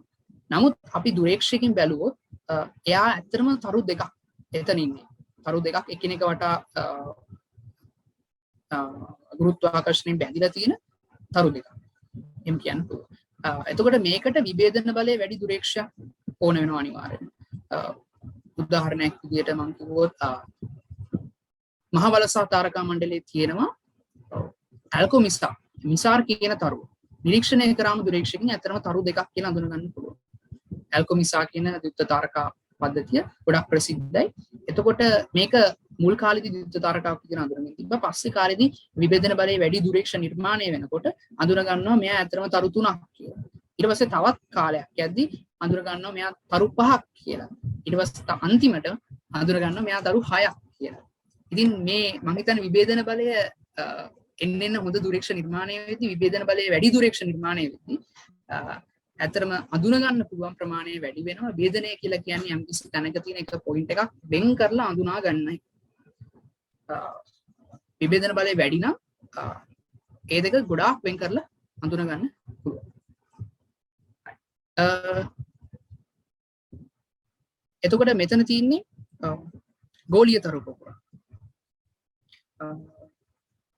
ගෝලීය තරු පොකුරක් ඇතර මෙන්න මේ විදිහට තමයි පේන්නේ. තරු මිලියන ගාණක් තියෙන්න පුළුවන් ගෝලීය තරු පොකුරක. මේ වගේ පොඩි ක්ලවුඩ් එකක් වගේ පේන නිකන් ඉන්දි කට්ටින් ඇනලා වගේ ස්වභාවයක් තමයි පේන්නේ දුරේක්ෂකින් නිරීක්ෂණය කරන්න. මේ තියෙන විවෘත තරු පොකුරක්. මේ විදිහේ විසිරුණු ගතියක් තමයි තියෙන්නේ විවෘත තරු පොකුරක නම්. මේ සාමාන්‍ය විවෘත තරු පොකුරක තරු තියෙන 100 ගාණක්. උදාහරණයක් විදිහට මම කලින් කිව්වා ප්ලෙයාඩේස් කියන එක. හත් දින්න කියන්නේ විවෘත තරු පොකුරක්. ඒකේ තියෙන්නේ තරු 800ක් කියලා. ඒක මම හිතනවා හොඳ උදාහරණයක් කියලා විවෘත තරු පොකුරකට. ඒතර මේ තියෙන සීරියස් මේ විදිහට තමයි තරු පේන්නේ. මේ තියෙන දීර්ඝාගම තාරකාව. ඒක පේන්නේ මේ විදිහට. අනිත් ඒවා ගැන එතකොට ඔයගලන්ට අයිඩියා එකක් ගන්න පුළුවන්. ඔය විදිහට පේන කියලා දුරේක්ෂයෙන් ඇත්තටම අපි තරු නිරීක්ෂණය කරන්නේ නැහැ දුරේක්ෂයෙන්. ප්‍රධාන වශයෙන්ම නිරීක්ෂණය කරන ග්‍රහලෝක හතර තමයි මේ තියෙන්නේ. ඊට අමතරව නිරීක්ෂණය කරන්නේ චන්ද්‍රයාව. චන්ද්‍රයාගේ චන්ද්‍රයා ගැන මම හිතන්නේ අපි ඉගෙන ගන්නවා හෙට. ඔව් චන්ද්‍රයා සිතියම් ගත කරන විදිය ඒ වගේ දේවල් ගැන යම්කිසි අවබෝධයක් ලබා ගන්නට ඒ ගැන ඔයගලන්ට පසුව දැනුවත් කරයි අද මේ දේශනාවේ අවසානයේදී. හරි අපි එතනින් ගියොත් ඉස්සරහට හරි මේ තියෙන්නේ මම මේ ගැන වැඩිපුරම කතා කරන්න බලාපොරොත්තු වෙන්නේ නැහැ. අද මේ තියෙන්නේ ගැලීලියෝ හදපු දුරේක්ෂණ. දිග බටයක් වගේ එකක් තියෙන මම කලින් කිව්වා. මේ තියෙන්නේ අයිසැක් නිව්ටන් හදපු දුරේක්ෂය. මුල්ම පරාවර්තන දුරේක්ෂය. මේක මුල්ම වර්තන දුරේක්ෂය කියලා කියනවා. මේක මුල්ම පරාවර්තන දුරේක්ෂය කියලා කියනවා. ඒතර මේ තියෙන්නේ වර්තන දුරේක්ෂය. කාච විතරයි භාවිතා කරන්නේ වර්තන දුරේක්ෂ නිර්මාණය කරද්දී. වර්තනය කියන සංකල්පය අදාළ වෙන්නේ කාචයට. මුල් කාලේදී මෙතන මේ ගැලීලියෝ මුලින්ම නිර්මාණය කරන්නේ නැති නිකම්ම මේ වගේ උත්තල කාච පාවිච්චි කරලා පස්සේදී මේ සිද්ධ වෙන දෝෂ මග හරව ගන්න. ඔයාලා දන්නවා කාචක සාමාන්‍යයෙන්ම වෙන දෙයක් තමයි ආලෝකය නාභිගත වෙද්දී විවිධ වර්ණ විවිධ ස්ථානවල නාභිගත වෙන්නේ. ඒ දෝෂය මග හරව ගන්න තමයි මෙන්න මේ සංයුක්ත කාච නිර්මාණය කරන්නේ. මෙන්න මේ විදිහට මේ තියෙන සංයුක්ත කාචයක්. එතකොට මෙන්න මේ ක්‍රියාවලිය මගින් හරියට සියලුම ආලෝක එක තැනකට නාභිගත කරව ගන්න පුළුවන්. පස්සේ කාලීන මේ කාචවල තියෙන ප්‍රශ්න හින්දා දර්පණ වලට යමු වෙනවා. මේ තියෙන දර්පණ විතරක් දාගෙන හදපු එකක්. මම හිතන්නේ අයිසැක් නිව්ටන් විසින් ඒක හඳුනා ගන්නවා. කාචවල තියෙන ප්‍රශ්න. මේ ලොකු දුරේක්ෂ හදද්දී කාච පාවිච්චි කරන්න අමාරුයි. කාචවල ආධාරකයක් දෙන්න බෑ. කාච මෙහෙම දෙපැත්තෙන් වටෙන් අල්ලගත්තම ඇතරම කාච ලොකු වෙන්න අල්ලා ගැනීම කරන්න බෑ. කාච බර වැඩි හින්දා කැඩලා වැටෙන්න පුළුවන්. ඇතන දර්පණයකට ඒ ප්‍රශ්නේ දර්පණයට ලොකු ආධාරකයක් දෙන්න පුළුවන් අපිට ඊපස්සේ. ඒ වගේම තමයි කාචයක් කියන එක කාචයේ ස්කන්ධය වැඩි මැද්දේදී. ඒතර කාචය කියන කෙනා එයාගේ ස්කන්ධය වැඩි හින්දා එයා විසින්ම විකෘති වෙන්න පුළුවන්. විශාල කාච නිර්මාණය කරද්දී. ඉතින් ඒ හින්දා මෙන්න මේ වගේ හේතු හින්දා ඒ වගේම සංයුක්ත කාච නිර්මාණය කරන්න වෙනවා මේ ඇති වෙන මේ මම අර කලින් කිව්ව ප්‍රශ්නේ. ඉතින් මෙන්න මේ හේතු හින්දා දර්පණය කියන එක ගොඩක් හොඳයි කියලා තීරණය කරනවා අයිසැක් නිව්ටන්. ඊට පස්සේ තමයි මෙන්න මෙතනට එන්නේ. නිව්ටෝනියානු දුරේක්ෂය නිර්මාණය කරන ඊට පස්සේ තවත් දුරේක්ෂ නිර්මාණය වෙනවා. ඒ වගේ පරාවර්තන දුරේක්ෂ ග්‍රෙගරියානු කැසිග්‍රීනියානු ලොරන් කැසිග්‍රීනියානු නිර්මාණය කරනවා. ජේම්ස් ග්‍රෙගරි කියන එක තමයි ග්‍රෙගරියන් කියන දුරේක්ෂ නිර්මාණය කරන්නේ. ඊට පස්සේ එතනින් එනවා මේ දෙකේම එකතුවක් විදියට කාච සහ දර්පණ භාවිතා කරලා කැටාඩැප්ටික් කියන වර්ගයේ දුරේක්ෂ නිර්මාණය වෙන තැනට එනවා. මේ තියෙන අතරම මෙතන තියෙන මේ තියෙන කාචයක් මේකෙන් කරන්නේ හරියටම මෙතනට යන්න ඕන හින්දා ආලෝකය පොඩි කරෙක්ෂන් එකක් දෙනවා. ආලෝකයට යන ගමන් පතේ පොඩි වෙනසක් කරනවා. හරියට මෙතන ඇවිල්ලා මෙතනට යන විදියට මේකට කියනවා තියෙන කරෙක්ටින් ලෙන්ස් එකක් කියලා. ඒතර මෙතන ආලෝකය වැදිලා මෙයා ප්‍රාථමික දර්පණය වෙන්නේ. මෙයා ද්විතීක දර්පණය මෙතනින් එහාට යනවා. මේ විදිහට තමයි කැටාඩැප්ටික් දුරේක්ෂයේ ආකෘතිය තියෙන්නේ. ඉතින් මම කිව්වා මෙන්න මේ දුරේක්ෂ වලින් පස්සේ දුරේක්ෂ සංකල්පය දියුණු වෙනවා. ලොකු දුරේක්ෂ නිර්මාණය කරනවා ඈත අහසේ තියෙන දේවල් නිරීක්ෂණය කරන්න. හැබැයි ලොකු දුරේක්ෂ නිර්මාණය කරද්දී ඊට පස්සේ තව ප්‍රශ්නයකට මුහුණ දෙන්න වෙනවා. උදාහරණයක් විදියට මම දුන්නොත් අපි නිකන් දුරේක්ෂකකින් හඳ දිහා බලනවා අපිට බලන්න පුළුවන්. හඳ සාමාන්‍යයෙන් හඳ ෆුල් බලනවා නම් බලන්න පුළුවන්. හැබැයි අපිට හිතුණොත් හඳේ යම්කිසි ආවාටයක් හරි මුහුදක් හරි විදම් ආවාටයක් මට හිතනවා හඳේ ලැන්ග්‍රෙනස් කියන ආවාටය විශාල කරලා බලන්න. එතකොට මම ඒ ආවාටය බලන්න ඕන හින්දා මම IPS එකට අමතරව සෙට් කරනවා බාලෝ ලෙන්සස් කියලා තියෙනවා. මේකෙන් කරන්න පුළුවන් දුරේක්ෂයේ විශාල බලය වැඩි කරන්න. අපි විශාල බලය වගේ දේවල් ඊළඟ දවසේ කතා කරනවා. එතකොට විශාල බලය වැඩි කරනවා දෙගුණයකින්. දෙක වැඩි කිරීම බාලෝ එක 2x බාලෝ. තොර 3x බාලෝ එකකින් 3 ගුණයකින් වැඩි කරනවා. ඉතින් මේ විදිහට විශාල බලය වැඩි කරලා අපිට හඳේ ආවාටයක් විතරක් එම් කරගන්න පුළුවන්. හැබැයි ඔතනදී ප්‍රශ්නයක් එනවා නිරීක්ෂණය කරන්න යද්දී හඳ නටනවා වගේ තමයි පේන්නේ. ඇයි මේක වෙන්නේ? වායුගෝලීය බලපෑම් හින්දා. ඔයගොල්ලෝ දන්නවා වායුගෝලයේ තියෙන වායුගෝලයෙන් ආලෝකය එනකොට වර්ධනය වෙලා සිද්ධි කීපයක් වෙලා තමයි එන්නේ. ඉතින් එහෙම එන ආලෝකය ඇත්තටම අපි විශාල කරලා බලන්න යද්දී මේ වගේ වස්තුවක් අර වගේ දෙයකට අර වගේ ප්‍රශ්නයක් ඇති වෙන වායුගෝලීය බලපෑම් කියන ඒවා ඇට්මොස්ෆෙරික් ටර්බියුලන්ස් කියන සිද්ධිය. ඉතින් මෙන්න මේ හින්දා විද්‍යාඥයෝ තීරණය කරනවා හරියන්නේ නැහැ වැඩි මේ පෘථිවිය මතු පිටින් ඉඳන් ලොකු දුරේක්ෂ නිර්මාණය කරලා ඒ හින්දා අපිට යවන්න වෙනවා දුරේක්ෂ කොහෙද අභ්‍යවකාශයට. ඒ හින්දා තමයි දුරේක්ෂ ඊළඟට අභ්‍යවකාශයට යවන්නේ හොඳ නිරීක්ෂණ කටයුතු කරන්න. ඒ කියන්නේ නිරීක්ෂණ තාරකා විද්‍යාවේ සංවිධානයක් වෙනවා හබල් දුරේක්ෂය මුලින්ම යවන එක. තාමත් හබල් දුරේක්ෂයේ වැඩ. ඉතින් ඊට පස්සේ විද්‍යාඥයෝ හොයාගන්නවා ඇත්තටම ආලෝකයෙන් විතරක් නෙමෙයි තවත් ඒ කියන්නේ මේ විද්‍යුත් චුම්බක වර්ණාවලියේ තියෙන තවත් ආලෝකයට අමතරව තියෙන අනිත් දේවල් X කිරණ, ගැමා කිරණ, රේඩියෝ කිරණ මේ දේවල් එක්කත් අපිට වැඩ කරලා මේවලුත් නිරීක්ෂණ කටයුතු කරන්න පුළුවන් කියන එක අවබෝධ කරගන්න. එතනින් පස්සේ මම හිතනවා තවත් හොඳ යුගයකට එළඹෙනවා. අලුත් යුගයකට එළඹෙනවා කියලා කියන්න පුළුවන්. රේඩියෝ දුරේක්ෂ නිර්මාණය කරනවා පෘථිවිය මතු පිට. මේ තින්නේ ඒ වගේ ලොකු දුරේක්ෂයක් ඇරිසිබෝ කියන දුරේක්ෂය. මේක ළඟදී විනාශ වුණා. මම හිතන්නේ කට්ටිය දකින්න ඇති ගොඩක් අය අවුරුදු ගාණක් ලොකු සේවයක් කරලා මේ මෙතන තියෙන මේ ජෙමිනි කියන දුරේක්ෂය මේ තියෙන්නේ ඒ දුරේක්ෂය. එතකොට මෙන්න මේ විදියට නිරීක්ෂණාගාර නිර්මාණය වෙනවා පෘථිවිය මතු පිට. මේවයි නිරීක්ෂණය කරන්න අතරම ආලෝකය.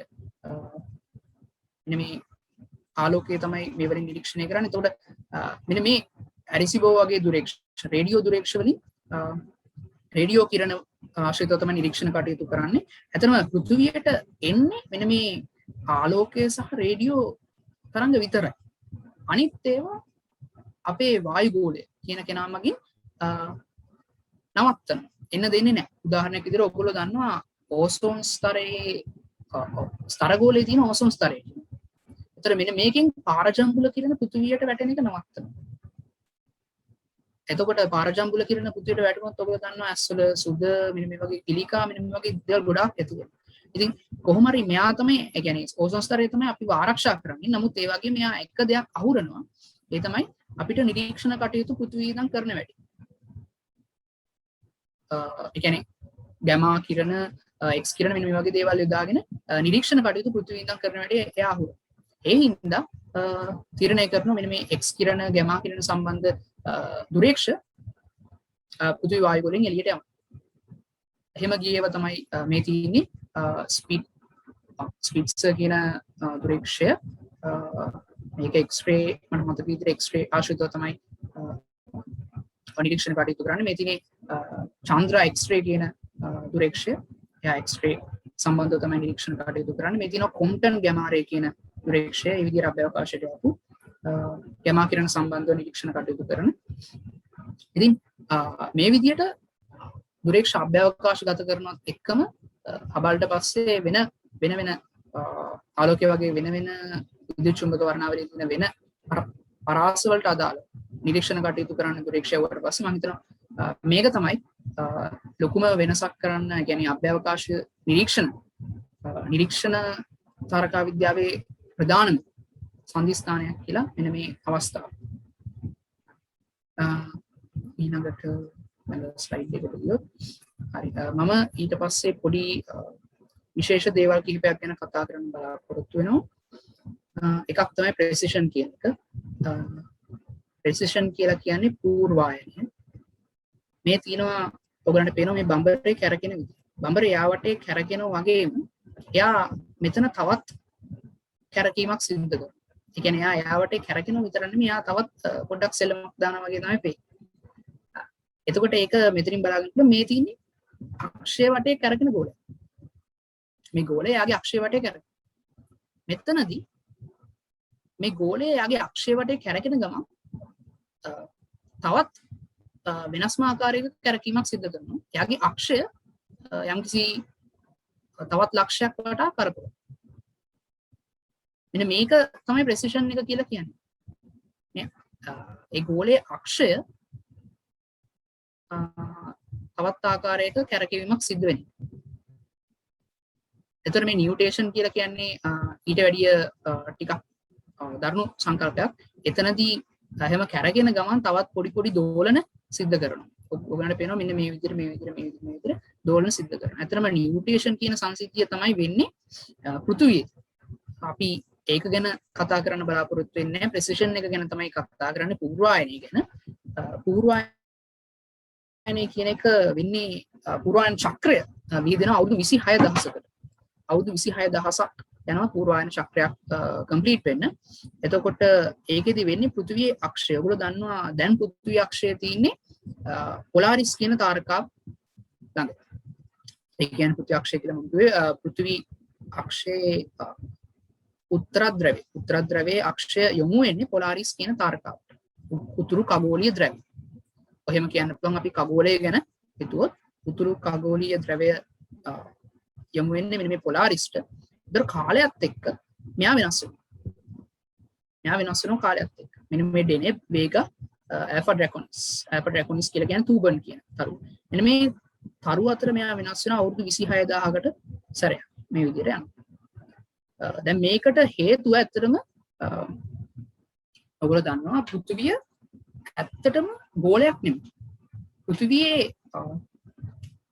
ද්‍රව ප්‍රදේශ අතර නිෂ්කම්භය ගත්තොත් එන්නේ මෙන්න මේ වගේ ගන්න. කිලෝමීටර 12714. කිලෝමීටර 12714. එතකොට අනිත් පැත්තට සමක ප්‍රදේශයේදී විශ්කම්භය ගත්තොත් පෘථිවිය එනවා කිලෝමීටර 12756. එතකොට මෙන්න මේ වෙනස් වීම හින්දා ඇත්තටම පෘථිවියට දෙන හැඩය තමයි මම සිංහලෙන් වචනේ දන්නේ නැහැ ඔබ්ලේට් ස්ෆෙරොයිඩ් එකක් කියන වචනේ. ඔබ්ලේට් ස්ෆෙරොයිඩ් එකක් කියලා තමයි කියන්නේ පෘථිවිය ඇත්තම හැඩය. ඒ කියන්නේ තැලිච්ච ගෝලයක් වගේ. නිකන් තක්කාලි ගෙඩියක් තලනවා කියලා හිතන්න. යම් කිසි මට්ටමකට. අන්න ඒ වගේ හැඩයක් තමයි පෘථිවියට තියෙන්නේ. ඉතින් මෙන්න මේ හැඩය හින්දා සූර්යයා මෙහෙම තියෙනවා නම් පෘථිවිය මෙහෙම තියෙද්දි මේ සූර්යයා දැන් පෘථිවි අක්ෂය ඇලවෙලා තියෙන්නේ. එතකොට මේ සූර්යාගෙන් පෘථිවියට ලැබෙන ගුරුත්වාකර්ෂණ බලයේ විෂමතාවයක් ඇති වෙනවා. මම මේක සම්පූර්ණයෙන් පැහැදිලි කරන්නේ නැහැ. ඔයගලන්ට අයිඩියා එක දෙන්න. මෙන්න මේ විෂමතාවයේ හින්දා, ඒ කියන්නේ මෙන්න මෙයා හරියටම ගෝලයක් නොවන හින්දා මේ ගුරුත්වාකර්ෂණය සූර්යාගෙන් එයා මතයේ දෙන ගුරුත්වාකර්ෂණය හින්දා එයා යම්කිසි වෙනම චලිතයකට යොමු වෙනවා. ඒ චලිතය තමයි මෙන්න මේ චලිතය. ඒ පූර්වායනයකින් චලිතය. ඒතර ඇත්තටම මේකේ අනිත් පැත්ත ගැන කතා කරොත් චන්ද්‍රයාගෙනුත් මෙයාට යම්කිසි බලයක් ඇති වෙනවා මේ පෘථුවියට. ඒතර ඒ හින්දා තමයි යම්කිසි චක්‍රයක ගමන් කරනවා. නමුත් ඒ චක්‍රය ඉතාමත්ම කුඩයි. ඒ චක්‍රය හින්දාම තමයි ඔය මේ සූර්යාගේ බලපෑම චන්ද්‍රයාගේ බලපෑම එකතු වෙලා තමයි මෙන්න මේ අවස්ථාවට එන්නේ නියුටේෂන් කියන අවස්ථාවට. හරි. මේ ගැන වැඩිදුර කියන්න බලාපොරොත්තු වෙන්නේ. එතකොට මෙතනට આવොත් ඇත්තටම දැන් මේ පූර්වායනයේ හින්දා මුලින්ම සූර්යයා මෙතන තියෙන්නේ. අපි හිතමු පෘථිවිය මේ හරිය තීද්දි මාර්තු. පෘථිවිය මෙතන තීද්දි මාර්තු. ඒතර මේ විදිහට එද්දි ජූලි. මේ විදිහට තමයි ඇක්සිස් එක තියෙන්නේ. අක්ෂය තියෙන්නේ මේ දිගට. ඒතර මෙන්න මේ විදිහට පෘථිවිය යනවා සූර්යයා වටේ. එතකොට ඔයගොල්ලෝ දන්නවා මේ උඩ හරිය ඉන්න අය උතුරු අර්ධගෝලයේ ඉන්න කට්ටියට ඉර උදා වෙලා තියෙන කාලය වැඩි. මේ අවස්ථාවේදී.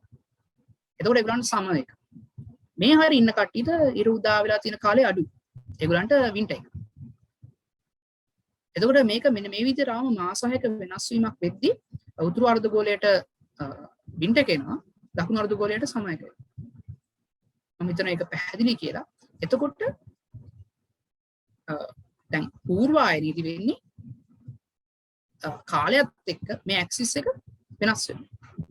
අපි හිතමු වසර 13000කට පස්සේ 26000ක් කියන සම්පූර්ණ චක්‍රයක් මම කිව්වා වසර 13000කට පස්සේ එයාගේ අක්ෂය සම්පූර්ණයෙන්ම අනිත් පැත්තට එනවා. මේ විදිහට තියෙනවා. එතකොට දැන් මාරු වෙලා තියෙනවා.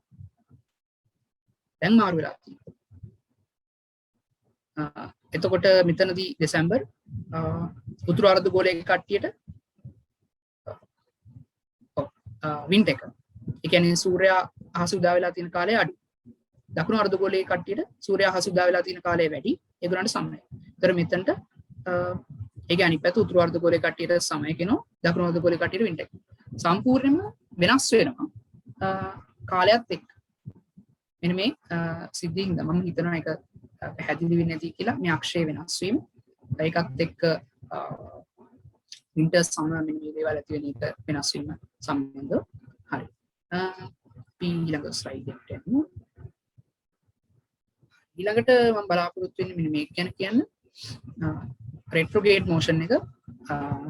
ඒ කියන්නේ ප්‍රතිගාමී චලිතය. එහෙම නැත්නම් මේකෙදී මෙන්න මේ විදිහට පෘථිවිය ගමන් කරනවා. එතන මෙතන පෘථිවියට ගමන් කරන්න තියෙන ප්‍රමාණය අඩු හින්දා අඟහරු මේ රෙට්‍රෝග්‍රේඩ් මෝෂන් එක සාමාන්‍යයෙන් ඇති වෙන්නේ එළියේ තියෙන ග්‍රහලෝකවල. මේ අඟහරු අපි ගන්නේ අඟහරුගේ තමයි ප්‍රතිගාමී චලිතය මම දන්නේ ප්‍රසිද්ධම වෙන්නේ ගොඩක්. මෙතන ඉඳන් පෘථිවිය බලද්දී අඟහරු පේන්නේ මෙන්න මේ වගේ ස්ථානයක. එහෙම ඊට පස්සේ අපි බලද්දී අඟහරු මෙන්න මේ වගේ ආකාරයකට තමයි වෙනස් වෙනවා පේන්නේ. එතකොට මේ හරියටදී ආයි මෙතනට ඇවිල්ලා තිනවා අඟහරු මේ පැත්තට යන්න ගිහිල්ලා ආයි හැරිලා ඇවිල්ලා ආයි යන පැත්තටම යනවා. මෙන්න මේ ගමනට තමයි ප්‍රතිගාමී චලිතය කියලා කියන්නේ රෙට්‍රෝග්‍රේඩ් මෝෂන් එක කියලා. හරි. මම හිතනවා ඒක ගැන පැහැදිලි ඇති කියලා. මේක වෙන්නේ ඇත්තටම යන්න තියෙන ප්‍රමාණය අඩු.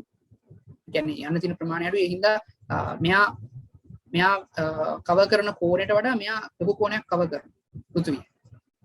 අඟහරු කවර් කරන කෝණයට වඩා ඉක්මනින් පෘථිවිය ලොකු කෝණයක් කවර් කරනවා. ඒ හින්දාම තමයි මේක වෙන්නේ. හරි. අපි බලමු ඊළඟට මම කතා කරන්න කැමති ඇනලෙමා එක ගැන. මේකෙදි කරන්නේ අතරම සූර්යයා එකම يعني අවුරුද්දේ එක දවසක يعني අවුරුද්දේ හැම දවසකම වගේ එකම වෙලාවක අපි සූර්යාව ලකුණු කරනවා අහසේ එක තැන. අහසේ සූර්යයා පේන විදිය ඒ උන්නතාංශය ඇතුළ ඒ ඇල්ටිටියුඩ් එකත් එක්ක අපි ලකුණු කරනවා හරියටම තියෙන තැන. මේක අවුරුද්දේ මේ හැම දවසකම කරනවා. හැබැයි එකම වෙලාවකට කරන්නේ හැමදාම.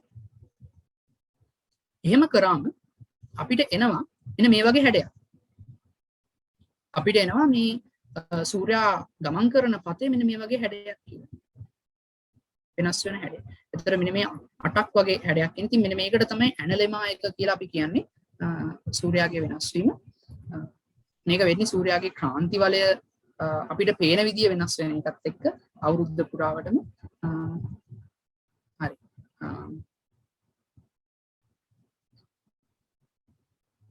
ඊළඟට කතා කරන්න කැමති horizontal coordinate system එක ගැන. coordinating systems දෙකක් තියෙනවා. equatorial coordinating system එකයි horizontal coordinate system එකයි. මම මෙතනදී horizontal coordinate system එක ගැන මුලින්ම කියන්නම්. මේක ඇත්තටම හරිම පහසුයි. මේක නිරීක්ෂකයා මුල් කරගත්තු coordinating system එකක්. නිරීක්ෂකයා මෙහෙම ඉන්නවනම් උතුර තියෙන්නේ දැන් මේ දිනේ ආගේ horizon සිජිදය. එතකොට උතුර තියෙන්නේ මේ දිශාව. දකුණ තියෙන්නේ මේ දිශාව. එතකොට නැගෙනහිර මේ දිශාවේ බටහිර මේ දිශාව. එතකොට මෙතන ඉඳන් මෙතන තියෙන කරුවක්. මේ හරිය මෙන්න මේ අපි මනක් කල්පිතව ගොඩනගා ගන්නවා නිරීක්ෂකයා මැදි කරගත්තු අර්ධගෝලය අහසේ. මේ දිනේ නිරීක්ෂකයා ඉන්නේ ග්‍රවුන්ඩ් එක කියලා හිතන්න. මෙයාගේ horizon. එතකොට මේ උතුරේ ඉඳන් මෙන්න මේ කරුවයි මේ සෙනිත් එකයි. සෙනිත් එක කියන්නේ යාගේ හිස් මුදුන නිරීක්ෂකයාගේ. ඒ සෙනිත් එකයි මේ කරුවයි මේ horizon එකයි යා කරන රේඛාවක් ගැහුවොත් අන්න එතන මෙන්න මේ පොයින්ට් එකට මේ උතුරේ ඉඳන් තියෙන කෝණය තමයි ඇසිමුත් එක කියලා කියන්නේ. එතන මේ කියන්නේ මේක දිගංශය වගේ උතුරේ ඉඳන් දක්ෂිනාවර්තව තමයි මයින්නේ. ඒ කෝණය තමයි ඇසිමුත් එක කියලා කියන්නේ. ඒතකොට මේ පොයින්ට් එකේ ඉඳන් මේ තරුවට තියෙන උන්නතාංශය අනේ හදන කෝණය මෙතන ඉඳන් මේ තරුවට හදන කෝණය තමයි ඉහළට හදන කෝණය තමයි ඇල්ටිටියුඩ් එක කියලා කියන්නේ. ඒතර මේ දෙකම මයින්නේ කෝණ. මේ දෙකම මයින්නේ කෝණ. එතකොට මෙතන බලා ගන්න පුළුවන් මේ තියෙන ඇසිමුත් එක්ක වෙනස් වීම. මෙතන බිඳුව මේ උතුර මේ විදිහට වැඩි වෙනවා අංශක ගන්න. එහෙම ඇවිල්ලා 330 ආය අංශක 360. එතකොට සෙනිත් එක්ක මේ තියෙන්නේ හොරයිසන් එක මේ තියෙන්නේ ඇල්ටිටියුඩ් එකේ වෙනස් වීම. ඇල්ටිටියුඩ් එක මයින්නේ අනිවාර්යයෙන්ම අපි හිතමු යම්කිසි ඇසිමුත් එකකට අදාළව තමයි ඇල්ටිටියුඩ් එක මයින්නේ. එතකොට තරු උස තමයි ගන්න කොච්චර අංශක ප්‍රමාණයකින් උසින් තියනවද කියලා බිඳුව අංශක 30 මේ විදිහට අංශක 90 වෙනකම් දිස් මුදුරට අංශක 90 තමයි දෙන්නේ. මේ වගේ මේ අතර කෝණයක් තමයි එතකොට ඇල්ටිටියුඩ් එකට එන්නේ. ඒතර අපිට මේ කෝණ මනිද්දි හරියටම මනින්න බෑ උපකරණ ඕන හරියටම මනින්න. අපිට ප්‍රායෝගිකව මේක යොදා ගන්න පුළුවන් ක්‍රමවේදයක් තමයි මෙන්න මේ අත්සලකුව. ඇඟිලි සම. මේක අංශක 1 අංශක 5 එතකොට අංශක 10 අංශක 15 සහ අංශක 25. එන්න මේ විදිහට අපිට මේ හෑන්ඩ් සයින්ස් යොදා ගන්න පුළුවන්. අපිට සාමාන්‍යයෙන් අපි දල වශයෙන් මෙන්න මේ කෝණ මනින්න. හරි ඊළඟට අපි ඉක්වටෝරියල් කෝඩිනේටින් සිස්ටම් එකට යමු. හරි. මෙතනදී මේක ටිකක් තේරුම් ගන්න ඕන දෙයක්. මේ තියෙන පෘථිවිය. මම කැමතියි මුලින්ම පෘථිවියේ තියෙන කෝඩිනේටින් සිස්ටම් එක ගැන කියලා මෙතන දෙනවා නම් පෘථිවියේ තියෙන කෝඩිනේටින් සිස්ටම් එකේදී මෙන්න මේ තියෙන සමකය. සමකය කියලා කියන්නේ අක්ෂාංශ බිඳුවේ රේඛාව. දැන් මෙන්න මේකට පැරලල් විදියට තමයි යන්නේ. සමාන්තර විදියට තමයි මේවා විහිදෙන්නේ. මෙන්න මේවා. ඒව හින්දා තමයි අපි ඒවට පැරලල්ස් කියලා කියන්නේ. එතකොට මේ අක්ෂාංශ බිඳුව රේඛාව මේක අක්ෂාංශ 10 අක්ෂාංශ 20 ওই විදියට යනවා අක්ෂාංශ 90 වෙනකම්. උතුරු අක්ෂාංශ අංශක 90 වෙනකම්. ඒ විදියට යටටත් යනවා දකුණු අක්ෂාංශ අංශක 90 වෙනකම්. එතකොට ඒ රේඛා තමයි අපි ලැටිටියුඩ්ස් කියලා කියන්නේ. එතකොට මෙන්න මේ විදියට විහිදෙනවා. මේ උතුරු ඉඳන් දකුණට විහිදෙන රේඛාවලට අපි කියනවා මෙරිඩියන් කියලා පොදුවේ. එතකොට මෙන්න මේ මෙරිඩියන්ස් තමයි මේ විදියට තියෙන්නේ. එතකොට ඒව තමයි මේ විදියට දීලා තියෙන්නේ අංශක බිඳුව අංශක 10 මෙරිඩියන් එක අංශක 20 මෙරිඩියන් එක මේ විදියට අංශක 180 වෙනකම් මේ පැත්තෙන් යනවා නැගෙනහිර දේශාංශ. මේ පැත්තෙන් යනවා අංශක 10 ඉඳන් අංශක 180 වෙනකම් බටහිර දේශාංශ. ඔයාලා දන්නවා මේ අංශක 180 රේඛාව එහා පැත්තේ තියෙන එක ගොඩක් වෙලාවට ජාත්‍යන්තර දින රේඛාව කියලා කියන්නේ. නමුත් ඒකේ හැඩය ටිකක් වෙනස් ටිකක් මෙහෙම වෙනස් වේ වක්‍ර ගැහිලා වගේ. හරි. එතකොට මෙන්න මෙතන පොයින්ට් එකක් ගත්තොත් පෘථිවිය මතු පිට තියෙන මෙන්න මේ පොයින්ට් එකේ අපිට දෙන්න පුළුවන් කෝඩිනේට්ස් මෙන්න මේ විදිහට. උතුරු අක්ෂාංශ අංශක 40 සහ බටහිර දේශාංශ අංශක 30. හරි. මෙතනින් මෙතනට ආවොත් මේ තියෙන්නේ खगोලය celestial sphere. ඒතර මේක ඇත්තටම මෙන්න මේ පෘථිවියේ තියෙන රේඛාවලට මෙන්න මේ කෝඩිනේටින් සිස්ටම් එකට සමපාතව තමයි මේක යන්නේ. පෘථිවියේ තියෙන අක්ෂාංශ රේඛාවලට සමානයි මේකේ තියෙන ඩෙක්ලිනේෂන් රේඛා. පෘථිවියේ තියෙන දේශාංශ රේඛාවලට සමානයි මේකේ තියෙන රයිට් ඇසෙන්ෂන් රේඛා. මෙතනින් අදහසක් ගත්තොත් මෙන්න මෙතනදී අපිට බලන්න පුළුවන් මේ තියෙන්නේ खगोල සමකය. මේක තමයි खगोල සමකය කියලා කියන්නේ. එතකොට මේ තියෙන්නේ ඉක්ලිප්ටික් එක. ඉක්ලිප්ටික් එක කියලා කියන්නේ අවුරුද්ද පුරාවටම සූර්යයා අපිට ගමන් කරනවා වගේ පෙනෙන මාර්ගය. අවුරුද්ද පුරාවටම සූර්යයා ගමන් කරනවා වගේ පෙනෙන මාර්ගය. එතකොට ඇත්තට මෙහෙම තරුවක් තියෙනවා නම් ඒ තරුවේ කෝඩිනේට්ස් ඩෙක්ලිනේෂන් සහ රයිට් ඇසෙන්ෂන් විදිහට මේ විදිහට දෙන්න පුළුවන්. මේ තින්නේ පැය බිඳුවේ රයිට් ඇසෙන්ෂන් රේඛාව මේ විදිහට පැය වැඩි වෙනවා. ඔහොම ගිහිලා මෙතන පැය 23 රයිට් ඇසෙන්ෂන් රේඛාව මේක පැය 24 කියන්නේ බිඳුව. එතකොට මේක පැය වලින් දෙන්නේ මේ පෘථුවිය සම්පූර්ණ වටයක් කරකෙද්දි පැය 24ක් තමයි කවර් කරන්නේ. ඒ හින්දා තමයි මේක පැය වලින් දෙන්නේ මේ රයිට් ඇසෙන්ෂන් රේඛාව. එතකොට ඩෙක්ලිනේෂන් රේඛා මේ විදිහට යනවා පැරලල් විදිහට මේ පෘථිවියේ තියෙන රේඛාවල් සම්පාත වෙන විදිහට මේ විදිහටම. එතකොට අපිට කියන්න පුළුවන් ඒ ඩෙක්ලිනේෂන් රේඛාව වලින් මේ තරුවට තියෙන උස මේ खगोල සමකයේද ඒ වගේම මෙන්න මේ පොයින්ට් එක කියන්නේ වර්නල් ඉක්විනොක්ස් එක කියලා. මෙන්න මේ රයිට් ඇසෙන්ෂන් පැය බිඳුව කියන රේඛාව ඉඳන් මේ පැත්තට පැය කීයක්ද කියලා අපිට රයිට් ඇසෙන්ෂන් එක දෙන්න පුළුවන්. හරි අපි මේක ස්ටෙලරියම් එකෙන් ඉගෙන ගන්නවා තව සුළු මොහොතකින්. හරි මම හිතනවා ඒක ගැන පැහැදිලි කියලා. කට්ටියටම හරි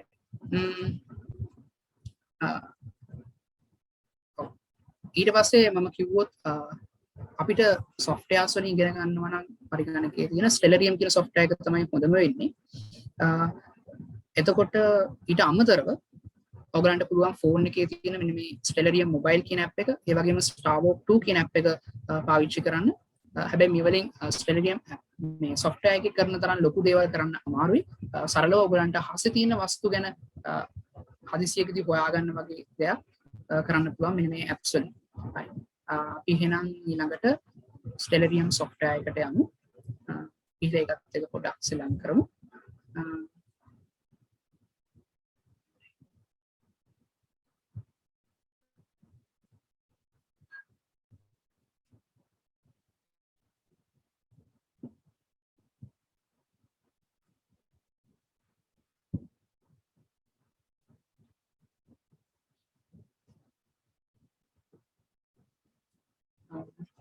මං හිතනවා පේනවා ඇති කියලා. කවුරුරි පොඩ්ඩක් පුළුවන් නම් කියන්න පේනවද කියලා මේ ස්ක්‍රීන් එක? ඔව් ස්ක්‍රීන් එක පේනවා. හරි.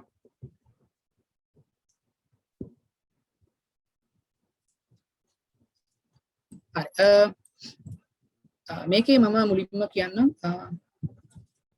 මේකේදී ඔයගලන්ට ලොකේෂන් එක වෙනස් කරගන්න පුළුවන් ඉන්න තැන අනුව.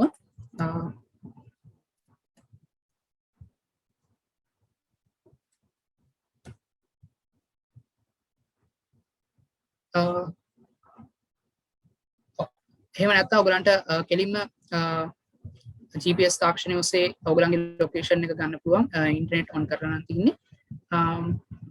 මේ විදියට දැන් ඉන්නේ කොළඹ. මම යොදාගන්නේ කොළඹ කියන එක. හරි. එතනින් හරිය ගියාම ටයිම් එක වෙනස් කරන්න පුළුවන්.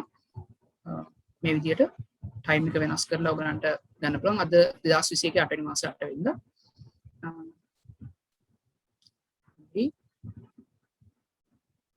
ඊළඟට මෙන්න මේ වින්ඩෝ එකේ අතර මොකලන්ට මේ ගැන තනියම අධ්‍යයනය කරන්න පුළුවන් මේ තියෙන දේවල් ගැන. මම හැම එකක් ගැනම කියලා දෙන්න බලාපොරොත්තු වෙන්නේ අද.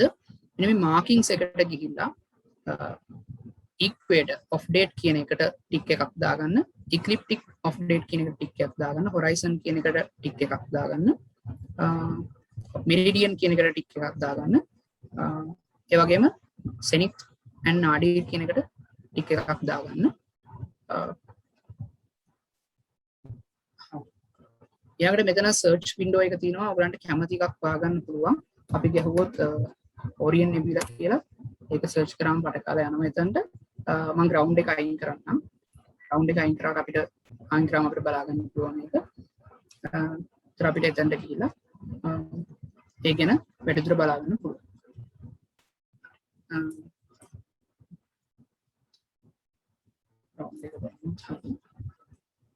හරි. ඊළඟට configuration window එකේ මෙන්න මේ extras එකට ගිහිල්ලා මෙන්න මේවට දාගන්න ticks, asterism lines සහ asterisms labels කියන දෙකට ටික් දාගන්න.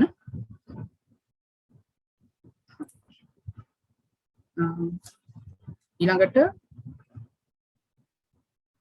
අපි බලමු මෙතන constellation මෙන්න මේ මේකෙන් constellation lines අපිට ගන්න පුළුවන්.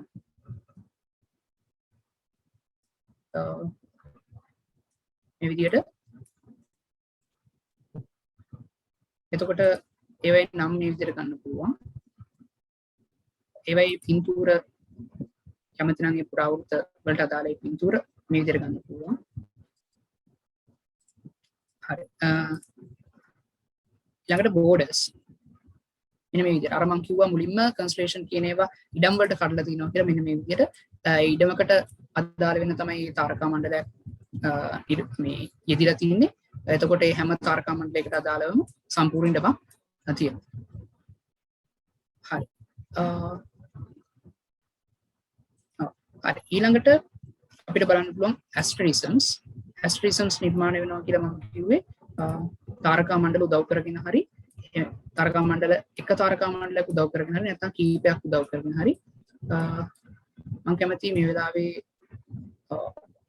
දකුණු කුරුසය කියන එක ළඟට යන්න අපි කලින් බැලුවා වගේ පේන්න මම ටයිම් එක වෙනස් කරන්නම් පොඩ්ඩක් අපි ටයිම් එක වෙනස් කරලා බලමු ටයිම් එක වෙනස් කරද්දී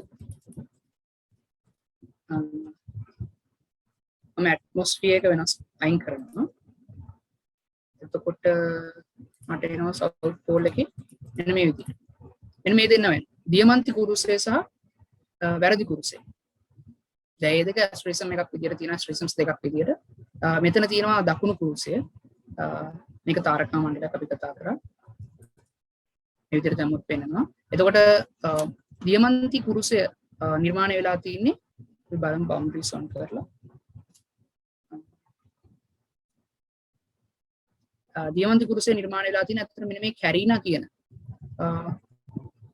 කියන තාරකා මණ්ඩලයේ තියෙන තරු කීපයක් එකතු කරගෙන මේ වැරදි කුරුසය නිර්මාණය වෙලා තියෙන මේ වේලා සහ කැරීනා කියන තාරකා මණ්ඩල දෙකේ තියෙන තරු උදව් කරගෙන. ඒතර මේක සම්පූර්ණයෙන්ම තාරකා මණ්ඩලයක් කියලා ඔයගොල්ලෝ දන්නවා. හරි. මම හිතනවා මෙන්න මේ විදිහට ඔයගලන්ට පැහැදිලිව අවබෝධ කරගන්න පුළුවන් මේ තාරකා මණ්ඩල ඇස්ට්‍රේසම්ස් කොහොමද නිර්මාණය වෙලා තියෙන්නේ කියලා මේ software එක හරි. හරි ඊළඟට අපි බලමු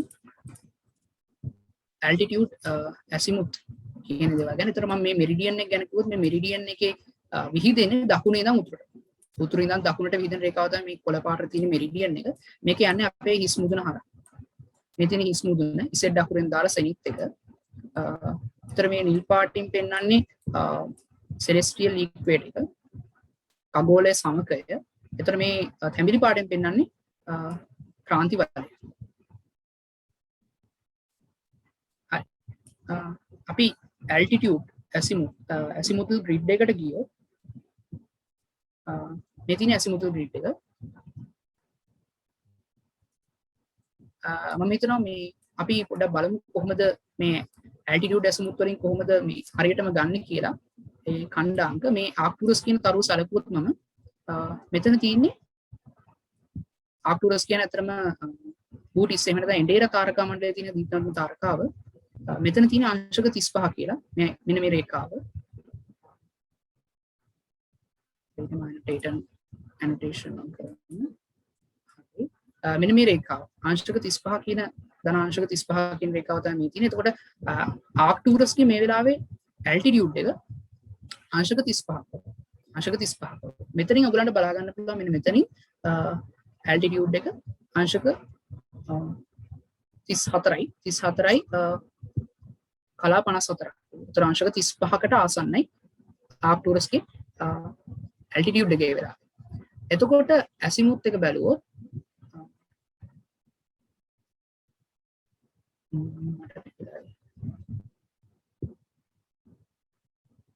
azimuth එක බැලුවොත් මෙතන තියෙන අංශක 70යි අංශක 80යි.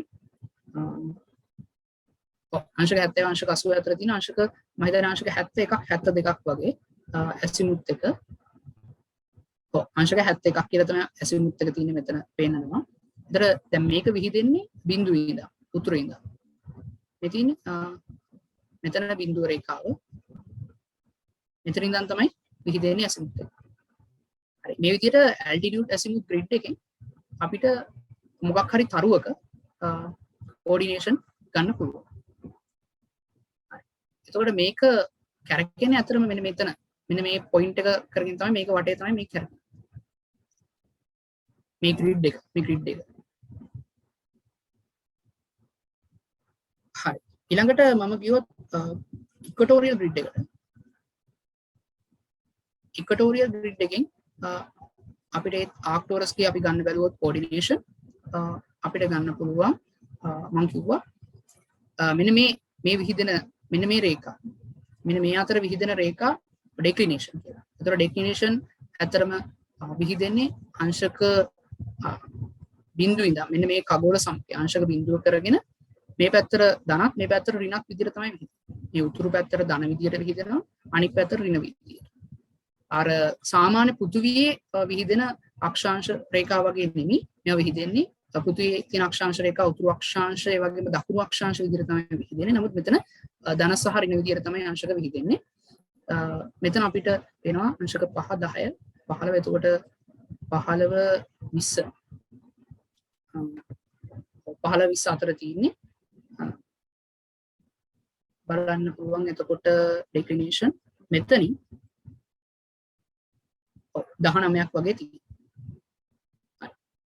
ඉදිරියට දාලා අයිඩියා එකක් ගන්න පුළුවන්. ඒ වගේම රයිට් ඇසෙන්ෂන් බැලුවොත් මෙතන තියෙන්නේ පැය 14 රේඛාව, මේ තියෙන්නේ පැය 15 රේඛාව. ඒතර ඒ හතර තියෙනවා කියන්නේ පැය 14යි ගාණක් තමයි වෙන්න ඕන මෙයාගේ රයිට් ඇසෙන්ෂන්. මේ තියෙන්නේ පැය 14යි මිනිත්තු 15ක් වගේ. හරි, මම හිතනවා දැන් මේ කෝඩිනේෂන් සිස්ටම් දෙක ගැනත් යම්කිසි අයිඩියා එකක් ඇති කට්ටියටම මේ දෙක ගැන. අතරම මේ කෝඩිනේෂන් එක හිතෙන්නේ මෙන්න මේ පොයින්ට් එක. මෙන්න මේ පොයින්ට් එක කියන්නේ මෙන්න මේ ඇක්සිස් එක. උතුරු ఖగෝලීය ද්‍රවය සහ දකුණු ఖගෝලීය ද්‍රවය යාවෙන ඇක්සිස් එක මුල් කරගෙන තමයි මේ කෝඩිනේටිං සිස්ටම් එක විදිහේ. මෙන්න මේ ලක්ෂ්‍ය වටේ තමයි කරන්නේ. හරි. ඊට අමතරව මෙතන තව තියෙනවා nebula's බලා ගන්න ඕන නම්, ඒ කියන්නේ deep sky objects බලා ගන්න ඕන නම් මෙන්න මේ වගේ මේක ඕන. මෙන්න මෙතන තියෙනවා deep sky objects කියලා බටන් එකක්. එතකොට ඔයගලන්ට පේනවා ඔක්කොම තියෙන deep sky objects මන්දාකිනි, තරු පොකුරු, නිහාරිකාය වගේ දේවල්. මෙතන cardinal points කියලා කියන්නේ මෙන්න මේ උතුර දකුණ මෙන්න මේවා දක්වන ඉංග්‍රීසි අකුරු. ඒවා ඔයගලන්ට enable disable කරගන්න පුළුවන් අවශ්‍ය නම්. ඒ වගේම planets තියෙනවා. planets enable වෙලා තියෙන්නේ. හරි. එතන මෙන්න මෙතන මේ තියෙන මොඩ් එක අතරම රාත්‍රී කාලයේදී නිරීක්ෂණ කටයුතු කරද්දී පාවිච්චි කරන මොඩ් එකක්. මේකෙදි කියන්නේ රාත්‍රී කාලේ නිරීක්ෂණය කරද්දී අපි රතු පාට වර්ණය යොදාගන්නේ සුදු පාට වර්ණයෙන්. අතරම අපේ නිරීක්ෂණ කටයුතු වලට ගොඩාක් බාධා වෙන හින්දා සුදු පාට ආලෝකයේ තීති අඳුරු ග්‍රවුන්ඩ් එක මැද්දේ ඉන්නකොට අනිවාර්යයෙන්ම නිරීක්ෂණ කටයුතු වලට ඒක බාධාවක්.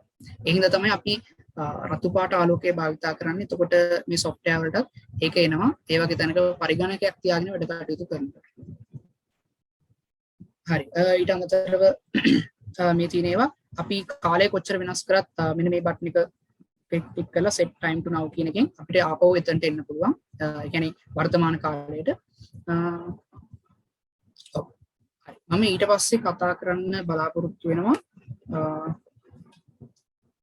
මෙන්න මේ මම කලින් කිය නැති වින්ඩෝ එකකට astronomical calculation window කියන එකට. ඒකට යන්න කලින් මම මේ grid එක අයින් කරන්නම්. astronomical calculation කියන window එකේ ephemeris එකේ අපිට පුළුවන් මම මෙතන දෙන්නම් මාස්ව මාස්කේ සම්පූර්ණයෙන්ම ඒ කියන්නේ ఖගෝලයේ එයා යන ගමන අපිට හොයාගන්න පුළුවන්. දැන් මෙතන 2021 8යි 9 තියෙන්නේ. මම මෙතන 2023 කරන්නම්. මොකද මට ඕන මාස් සම්පූර්ණ සූර්යයා වටා ගමන් කාලය අවුරුදු 2කට ආසන්න. හින්දා තමයි මම අවුරුදු 2ක් තීරණය කරන්නේ මෙතන. අවුරුදු 2ක් දාන්න 2021 ඉඳන් 2023 වෙනකම්. ඒ වගේම ස්ටෙප් එක අපි දවස් 5න් 5ට සූර්ය දින 5න් 5ට අපි බලමු මොකද වෙන්නේ කියලා.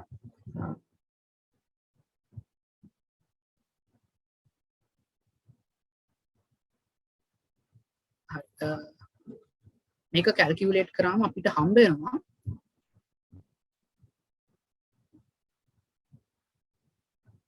මෙන්න මේ විදියට අඟහරු යන ගමන් පතේ.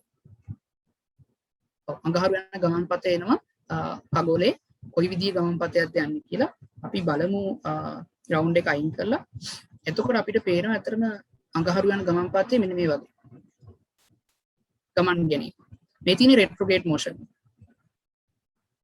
අඟහරු මෙහෙම යද්දි මෙන්න මේ වගේ යම් ස්කාලයක් ඇතුළත මෙන්න මේ වගේ ගමන් ගැනීමක් වෙනවා. එතකොට අපිට දින දාලා බලන්න පුළුවන් කොහොමද මේක වෙන්නේ කියලා.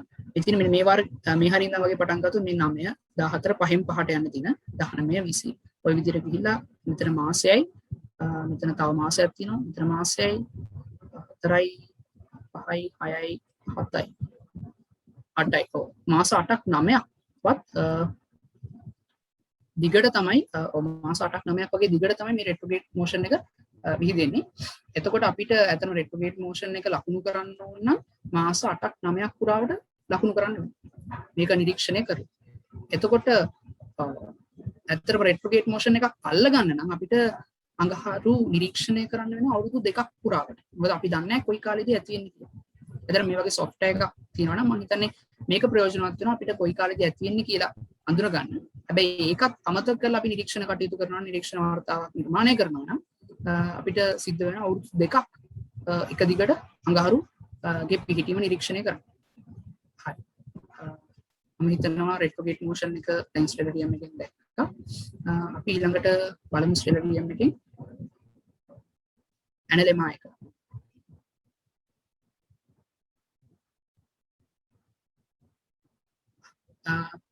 මම මෙතන තෝරගන්නවා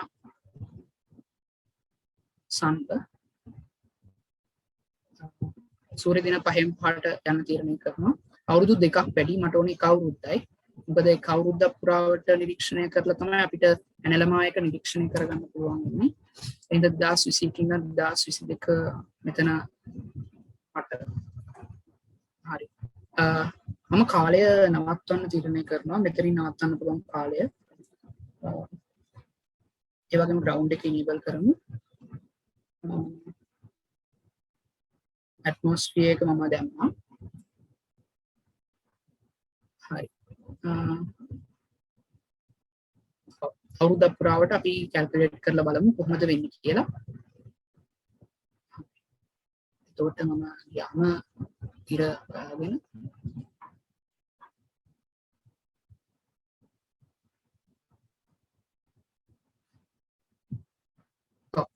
දැන් මෙහෙම එන්නේ මේක ඉක්වටෝරියල් සිස්ටම් එකක තියෙනවා. මේ පෙන්නන්නේ ඔයගොල්ලෝ දන්නවා ඉක්වටෝරියල් ග්‍රිඩ් එකේදී සූර්යාගේ ගමන්පතේ පෙන්වන්නේ ඉක්ලිප්ටික් එක. ඒතර අපිට සූර්යාගේ ගමන්පතේ සූර්යයා හැමදාම අපිට පේන විදිය බලන්න ඕන නම් අපිට යන්න වෙනවා horizontal coordinating system. මම කියවා නිරීක්ෂකයා මුල් කරගත්තු coordinating system එක තමයි horizontal coordinating system එක කියලා. ඒතර එතන ඉඳන් තමයි අපි බලන්න ඕන. ඒ coordinating system එකෙන් තමයි අපි බලන්න ඕනේ ඉර දිහා. එතකොට ඉර හැමදාම අපිට පේන altitude එකත් එක්ක කියන්නේ හැමදාම එකම වෙලාවට වෙන altitude එකත් එක්ක මාක් කරලා තමයි අපි ගන්න. දැන් මේ පෙන්ලා තියෙන්නේ ඉක්ලිප්ට් එකේ යන විදිහ. ඉක්ලිප්ට් එක.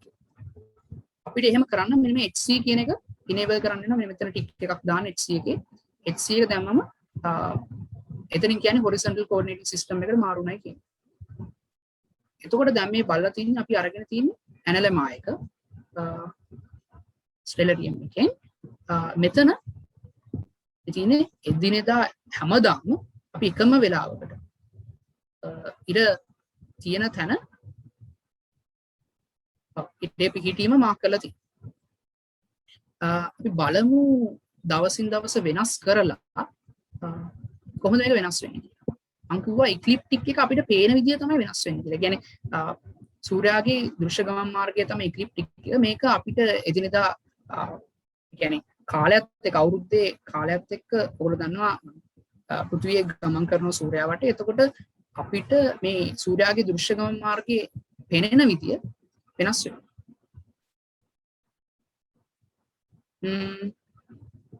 හරි. අපි ඩේට් එක ගමු. ටයිම් එක අරගෙන මම වෙනස් කරනවා. හරි. දවසින් දවස වෙනස් කරොත් මෙන්න මේ විදිහට පේනවා. ඉමීඩියට් අනිත් මම ආසෙ වෙනස් කරන්න. මෙන්න මේ විදිහට මේ ඉක්ලිප්ටික් එක අපිට පේන විදිය වෙනස් වෙනවා දවසින් දවස. එතන මෙන්න මේ මාර්ගය තමයි මෙන්න මේ විදියට ඉක්ලිප්ටික් එක වෙනස් වෙන හින්දා අපිට එදිනෙදා පේන තැන වෙනස් වෙනවා. එතන මේක තමයි ඇනලමයි. බාන එක මම හිතන්නේ ලක්ෂණට මේ software එකෙන් idea එක ගන්න පුළුවන් කියලා. මේ වගේ softwares හදලා තියෙන එකේ මම හිතනවා හැමෝම මේ සම්බන්ධව හැමෝම මේ දේවල් use කරනවා නම් ඇත්තටම හොඳයි කියලා. මොකද ලංකාවේ තර්ක විද්‍යා දැනුම බේසික් නොලෙජ් එක ගොඩාක් අඩු තැනක තියෙන්නේ. හරි. අපි යමු වෙලාවත් ඉවර වෙගෙන ඉන්නේ. මම හිතන්නේ අපි හින්දා ඉක්මනට යමු ඊළඟ එකට. අපි තව ඒ වගේ graph එකක් බලමු.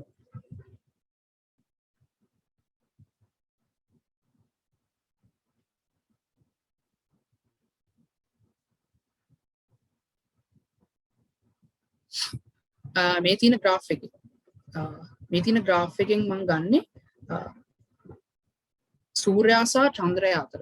දැන් මේ තියෙන මේ අතර මේ astronomical calculations window එකකින් ගොඩාක් calculations කරන්න පුළුවන්. අතර මේවා ඔයගොල්ලෝ data analysis පැත්ත ඒ කියන්නේ දත්ත සම්බන්ධව වැඩ කරනවා නම් මම හිතනවා මේක ගොඩාක් useful වෙයි කියලා. මේ පැත්ත මේ site එක මේ වලින් මොකද අර කලින් කරපු වලින් කෙලින්ම data sheet එකක් ගන්න පුළුවන් Excel file එකක් විදියට ඔක්කොම ඒ අදාළ points වලට අදාළ දිනයන් වල ඒ declination right ascension එක සම්පූර්ණ Excel file එකක් ගන්න පුළුවන්. එතකොට ඒවත් එක්ක වැඩ කරලා මම හිතන්නේ හොඳ visualization එකක් يعني හොඳ visualizations ඉදිරිපත් කළා මම හිතන්නේ data analysis පැත්තෙන් ලොකු දේවල් කරන්න පුළුවන්. මේ පැත්ත ගැන idea එකක් තියෙනවනම් එතකොට මම මේකෙදි කියන්න බලාපොරොත්තු වෙන්නේ දැන් මේකෙදි මම අරගෙන තියෙන්නේ the changing linear and angular distance between මොන හරි selected අපි select කරන celestial bodies දෙකක් අතර. මම මෙතන හඳයි ඉරයි තමයි select කරේ. ඒතර angular distance එක බලන්න වෙනස් වෙන විදිය මේ කහ පාටට වෙනස් වෙන angular distance එක. දැන් මෙතන idea එකක් ගන්න පුළුවන් ඔයගලන්ට හඳ මාසයක් ඇතුළත සම්පූර්ණයෙන් වටයක් යනවා. ඒතකොට ඒ හින්දා මේ මාසික පරතරය තියෙන එතන කියලා. ඒ හැමතිස්සෙම angular distance එක ගොඩාක් ඈතට ගිහිල්ලා ආයි ලඟ වෙනවා. ආයිරට ලඟ වෙනවා. ආයි ඈතට ආයිරට ලඟ. ආයි ඈතට ඉරට ලඟ වෙනවා. අපිට පේන විදිය අපිට පේන කෝණික වෙනස. අපිට පේන කෝණික වෙනස සූර්යයා සහ චන්ද්‍රයා. ඒතර ඒක ගැන සම්පූර්ණ අයිඩියා එකක් ගන්න පුළුවන්. ඒතර linear distance එක ගත්තොත් මේ කොළ පාටට පේන එක මේක මෙහෙම ඇවිල්ලා පල්ලෙහාට ඇවිල්ලා ආයි උඩට ගිහිල්ලා ආයි පල්ලෙහාට. මම මේ සම්පූර්ණ කාල පරතරය ගත්තොත් මෙතන ඉඳන් මෙතනට අවුරුද්දක් වගේ තියෙනවා. එතන මේකට හේතුව මොකද්ද? අවුරුද්දක් වෙන මේ linear distance එකේ වෙනස පෘථිවිය සූර්යයා වටා භ්‍රමණය වෙන්නේ. පෘථිවිය එක්තරා කාලෙකදී ඔයගොල්ලෝ දන්නවා එලිප්ස් ආකාර පථයක තමයි පෘථිවිය යන්නේ සූර්යයා වටා. ඒතොර සූර්යයා පීඩන්නේ වෙන නාභි දෙකෙන් එලිප්ස්ෙන් නාභි දෙකෙන් එක තැන. ඒතර පෘථිවිය එක කාලෙකදී එලිප්ස්ෙන් මේ සූර්යයා පීඩන තැනින් ගොඩාක් ඈතට යනවා අනිත් කාලෙදි ගොඩාක් ළඟට. ඒතර ගොඩාක් ළඟට එනවා කියන්නේ පෘථිවියත් එක්කම චන්ද්‍රයා සූර්යයා ළඟට එනවා කියන්නේ. ඈතට එනවා කියන්නේ පෘථිවියත් එක්ක චන්ද්‍රයාත් සූර්යාගෙන් ඈතට යනවා කියන්නේ. ඒ හින්දා තමයි මෙන්න මේ ඈත් වීම සහ මෙන්න මේ ලං වීම මේ විදිහට මේ graph එකෙන් idea එකක් ගන්න පුළුවන්. එතකොට ඇයි මෙන්න මේ විදිහට වෙනස් වෙන්නේ? මේ වෙනස් වීම දක්වන්නේ. මේ වෙනස් වීම දක්වන්නේ පෘථිවිය වටා චන්ද්‍රයා පරිභ්‍රමණය වෙන හැටි. පෘථිවිය වටා චන්ද්‍රයා පරිභ්‍රමණය වෙනවා. එතකොට සූර්යාගේ දිශාවට එද්දී සූර්යාට ලං වෙනකොට මේ දුර අඩු වෙනවා. ආයි සූර්යාගෙන් ඈතට යද්දී පෘථිවියෙන් පිටිපස්සට යද්දී ඒ දුර වැඩි වෙනවා. එන මේ විදිහට මේ chart එකෙන් idea එකක් ගන්න පුළුවන් වෙන දෙයක්. නැත්නම් ඒ අපිට පෘථිවිය සහ සූර්යයා මේ චන්ද්‍රයා මේ පද්ධතියේ තියෙන අපේ දැනුම පාවිච්චි කරලා මේ graph එක තේරුම් ගන්න පුළුවන්. හරි. මම ඒක ගැන තමයි මේ window එක ගැන කතා කරන්න බලාපොරොත්තු වෙන්නේ ටික. අපි මේක clean කරමු. හරි. ඊළඟට මම අවසාන වශයෙන් කතා කරන්න කැමති precision එක ගැන.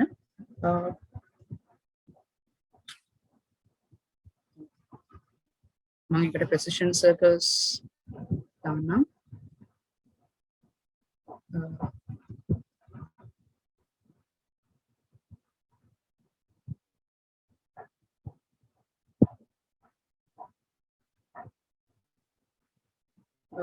අපි equatorial grid එක දාමු.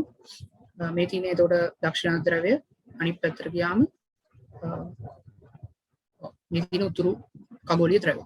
හරි. මම ground එක අයින් කරනවා. හරි. මේ විදිහට පේන්නේ. එතකොට මෙන්න මේක හරහා තමයි මෙන්න මේ point එක. මෙන්න මේ උතුරු खगोलीय द्रव्‍ය ගමන් කරන්නේ මේක හරහා. මේ පැත්තට. දැන් මේ තියෙන්නේ බිඳුව කියන්නේ අපේ මේ වර්ෂ ගන්න ක්‍රමේ මුල. දැන් ඉන්නේ 2021 2000 කිට්ටුව. ඒතර මේ විදිහට මේ point එක මෙන්න මේ වෘත්තය හරහා ගමන් කරනවා. දැන් මේ අවස්ථාවේදී පොලාරිස් ළඟ ඉන්නේ. පොලාරිස් ගොඩක් ළඟ ඉන්නේ.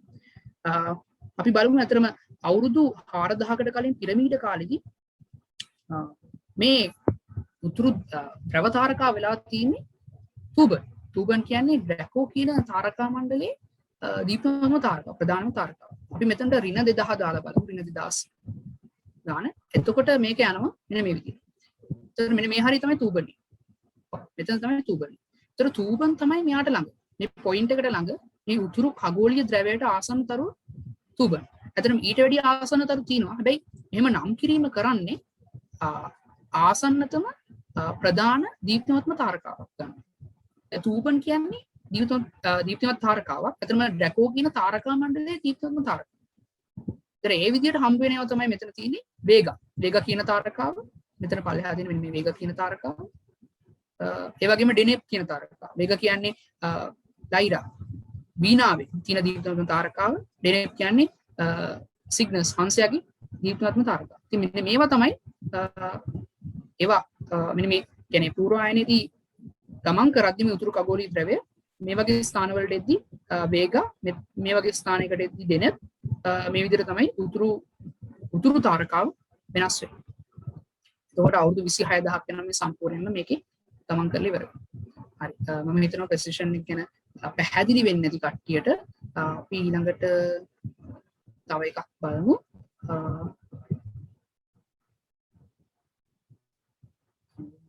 එකක් කරන්න. background එක enable කරා. මම යන්නම් දක්ෂිණ ද්‍රවයට. අපි උත්තර ද්‍රවයෙන් බලමු. උත්තර ද්‍රවයේ මට කියන්නේ මේ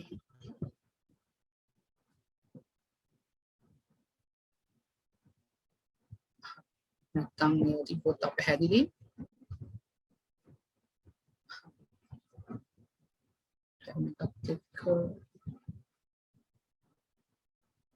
හරි. ඔන්න ඉන්නවා මේ කවුද මේ බිග් ඩිපර් එක. මේ තියෙන බිග් ඩිපර් එක. මහවලසගේ තියෙන බිග් ඩිපර් කියන ඇස්ට්‍රිසම් එක තමයි මේක. අපි මේක මේ ස්ලයිඩ් එකේදී දැක්ක මේක වෙනස් වෙනවා කාලයත් එක්ක. මේක කාලයත් එක්ක වෙනස් වෙන එක දැක්කා.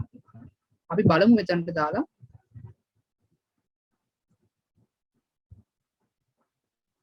හරි. එච්චරයි යන්නේ උඩරිම ලක්ෂය. ලක්ෂයට ඇවිල්ලා ඉන්නේ. දැන් බලමු උත්තර ද්‍රවයේ අරකට මොකද වෙලා තියෙන්නේ කියලා. මේ බිග් ඩිපර් එකට.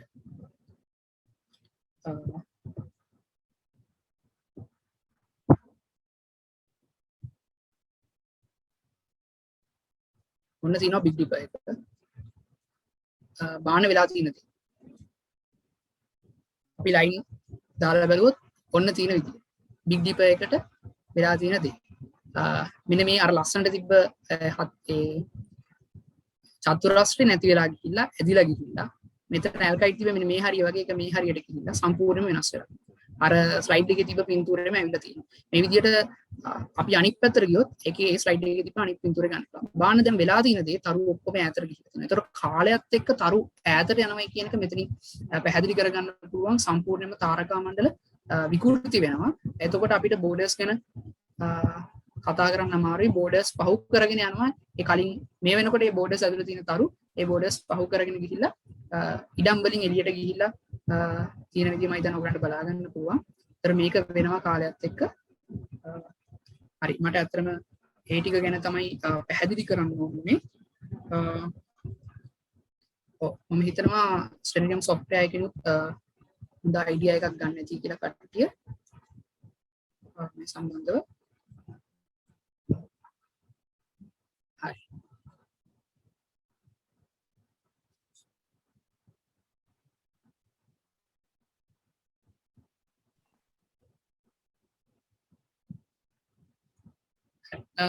එහෙනම් මෙතනින් මගේ සෙෂන් එක ඉවරනවා. මගේ දේශනය මෙතන පැය දෙකකට ආසන්න කාලයක් ගත වෙලා තිනවා. හරි. බොහොම ස්තුතියි. Thank you, Dilan. There's so much to explore, so much universe, but unfortunately, so little time. මම හිතනවා මේ ගත කරපු හෝරා දෙකට ආසන්න කාලය තුලේ ඔයගොල්ලෝ ස්කයි ඔබ්සර්වේෂන් ගැන දලා අදහසක් සහ මූලික දේවල් කිහිපයක් ඉතා හොඳින් ඉගෙන ගන්න ඇති කියලා. හොඳයි. අපි ඊළඟට Q&A session එකට යමු. අපි ඔයාලට කිව්වා session එක අතරතුරේදී එන ගැටලු අපි chat එකට දාපු link එකේ දාන්න කියලා. ඉතින් අපි මුලින්ම එහෙම අහලා තිබ්බ ප්‍රශ්න වලට උත්තර දිලාගෙන් අහලා දැනගමු. දිලා හරි මගේ එක ප්‍රශ්නයක් අහලා තියෙනවා මම වෙලාව මදි හින්දා හැම ප්‍රශ්නයකටම යන්නේ නැහැ ප්‍රශ්න කිහිපයක් අරගෙන පිළිතුරු දෙන්නම් what is the app in screen Stellarium එක Stellarium කියන app එක තමයි දැන් අපි use කරේ what is the apps have astronomy ඔව් මම හිතන්නේ register වෙච්ච කට්ටියට යවලා තියෙනවා emails වලින් ෆෝන් එකට නම් Skywalk 2 කියන app එක ඒ වගේම Stellarium mobile app එක දාගන්න පුළුවන් Stellarium mobile app එක හැබැයි සම්පූර්ණයෙන්ම use කරන්න බෑ pro version එක ගන්නවා නම් යම්කිසි මුදලක් ගෙවන්න වෙනවා ඒ වුණාට පොඩි පොඩි කටයුතු වලට කියන්නේ තරු හඳුන ගන්න ගහලොක හඳුන ගන්න මේ වගේ දේවල් වලට ප්‍රශ්නයක් නැහැ use කරන්න පුළුවන් හරි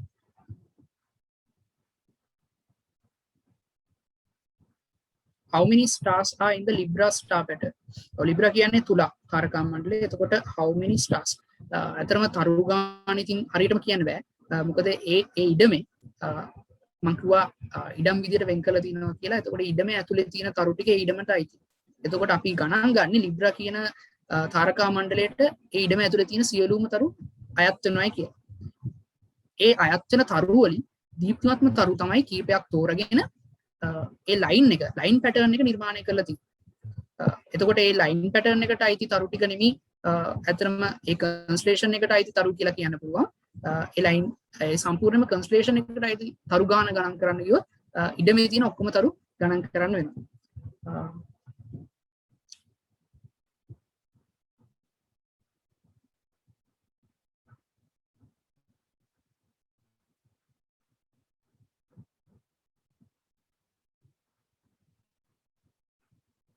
what are the things in nucleus of Milky Way Milky Way එකේ මැද තියෙන මොනවද කියලා ගොඩක් වෙලාවට විශාල يعني දැන් හොයාගෙන තියෙන විදිහට විශාල මන්දාකින් වල අභ්‍යන්තරයේ කළු කුහරයක් තියෙනවා කියලා තමයි විශ්වාස කරන්නේ ඔව් එහෙම තමයි දැනට තියෙන පිළිගැනීම කළු කුහරයක් තියෙනවා කියලා මැද්දේ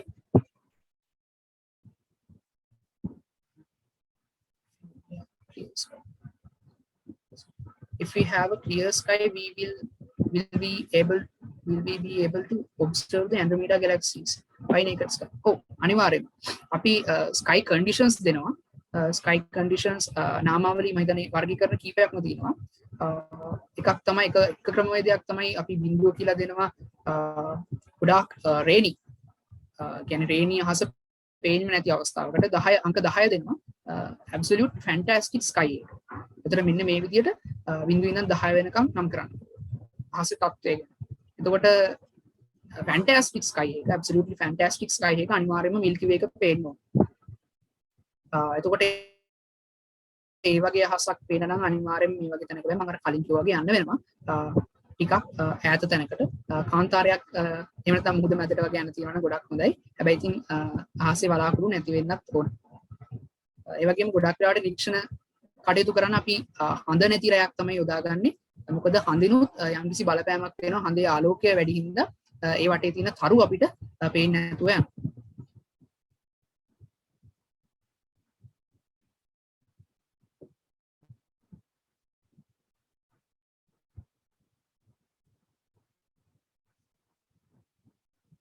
how to measure the brightness of stars brightness එක ගැන අතරම මම කියන බලාපොරොත්තු වෙනවා ඊළඟ දවසේ කියන්නේ හෙට brightness එක luminosity එක ඒ වගේම magnitudes ගැන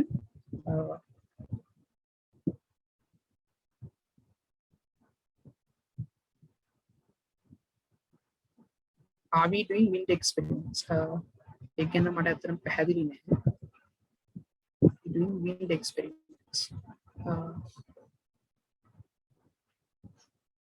are there any practical with Stellarium map? ඇත්තටම මට නම් කියන්න තියෙන්නේ මම හිතන්නේ මම ඔයගලන්ට බේසික් ගැන අයිඩියා එකක් දුන්නා Stellarium map එකේ. මෙතනින් පස්සේ ඔයගලන්ට පුළුවන් තවදුරටත් ඔය අපේ අත් එක්ක පොඩ්ඩක් සෙල්ලම් කරලා ඔය app එකේ තියෙන තව ෆීචර්ස් තියෙනවා තව ග්‍රාෆ් කරන ඒවා මේවා ගැන හොයලා බලන්න. ස්ටෙලරියම් එකත් එක්ක වෙන ස්ටෙලරියම් ගයිඩ් බුක් එක තියෙනවා පිටු 360ක වගේ මම හිතන්නේ ඒක ඩවුන්ලෝඩ් කරගන්න පුළුවන් ඔව් ඉන්ටර්නෙට් එකෙන් ස්ටෙලරියම් ඇප් එක ගනිද්දිම එතනම තියෙනවා ගයිඩ් බුක් එක ඒකේ තියෙනවා ස්ටෙලරියම් ඇප් එක නිර්මාණය කරපු තැන ඉඳන් ඔක්කොම තියෙන ෆීචර්ස් ගැන මම හිතන්නේ ඒක අධ්‍යයනය කරොත් ඔයගොල්ලන්ට තවදුරටත් ස්ටෙලරියම් ඇප් එක ගැන අයිඩියා එකක් ගන්න පුළුවන් මොකද මම දන්න තරමින් ගොඩාක් කාලෙකින් ඉඳන් මේ ස්ටෙලරියම් ඇප් එක තියෙනවා නමුත් හැමෝම කරන්නේ මූලිකම දේවල් විතරයි එතනින් එහාට යන්නේ නැහැ කවුරුත් මම දැන් පෙන්නපු දේවල් අතරම ටිකක් එතනින් එහාට ගිය දේවල්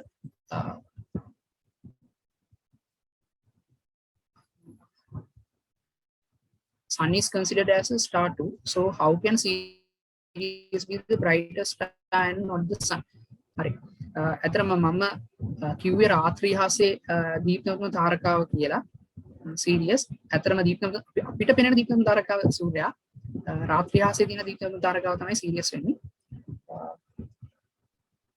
හරි මම හිතනවා කාලයක් ඉවර වෙගෙන යන හින්දා පිළිතුරු ප්‍රශ්න ප්‍රමාණය ඇති වෙයි කියලා.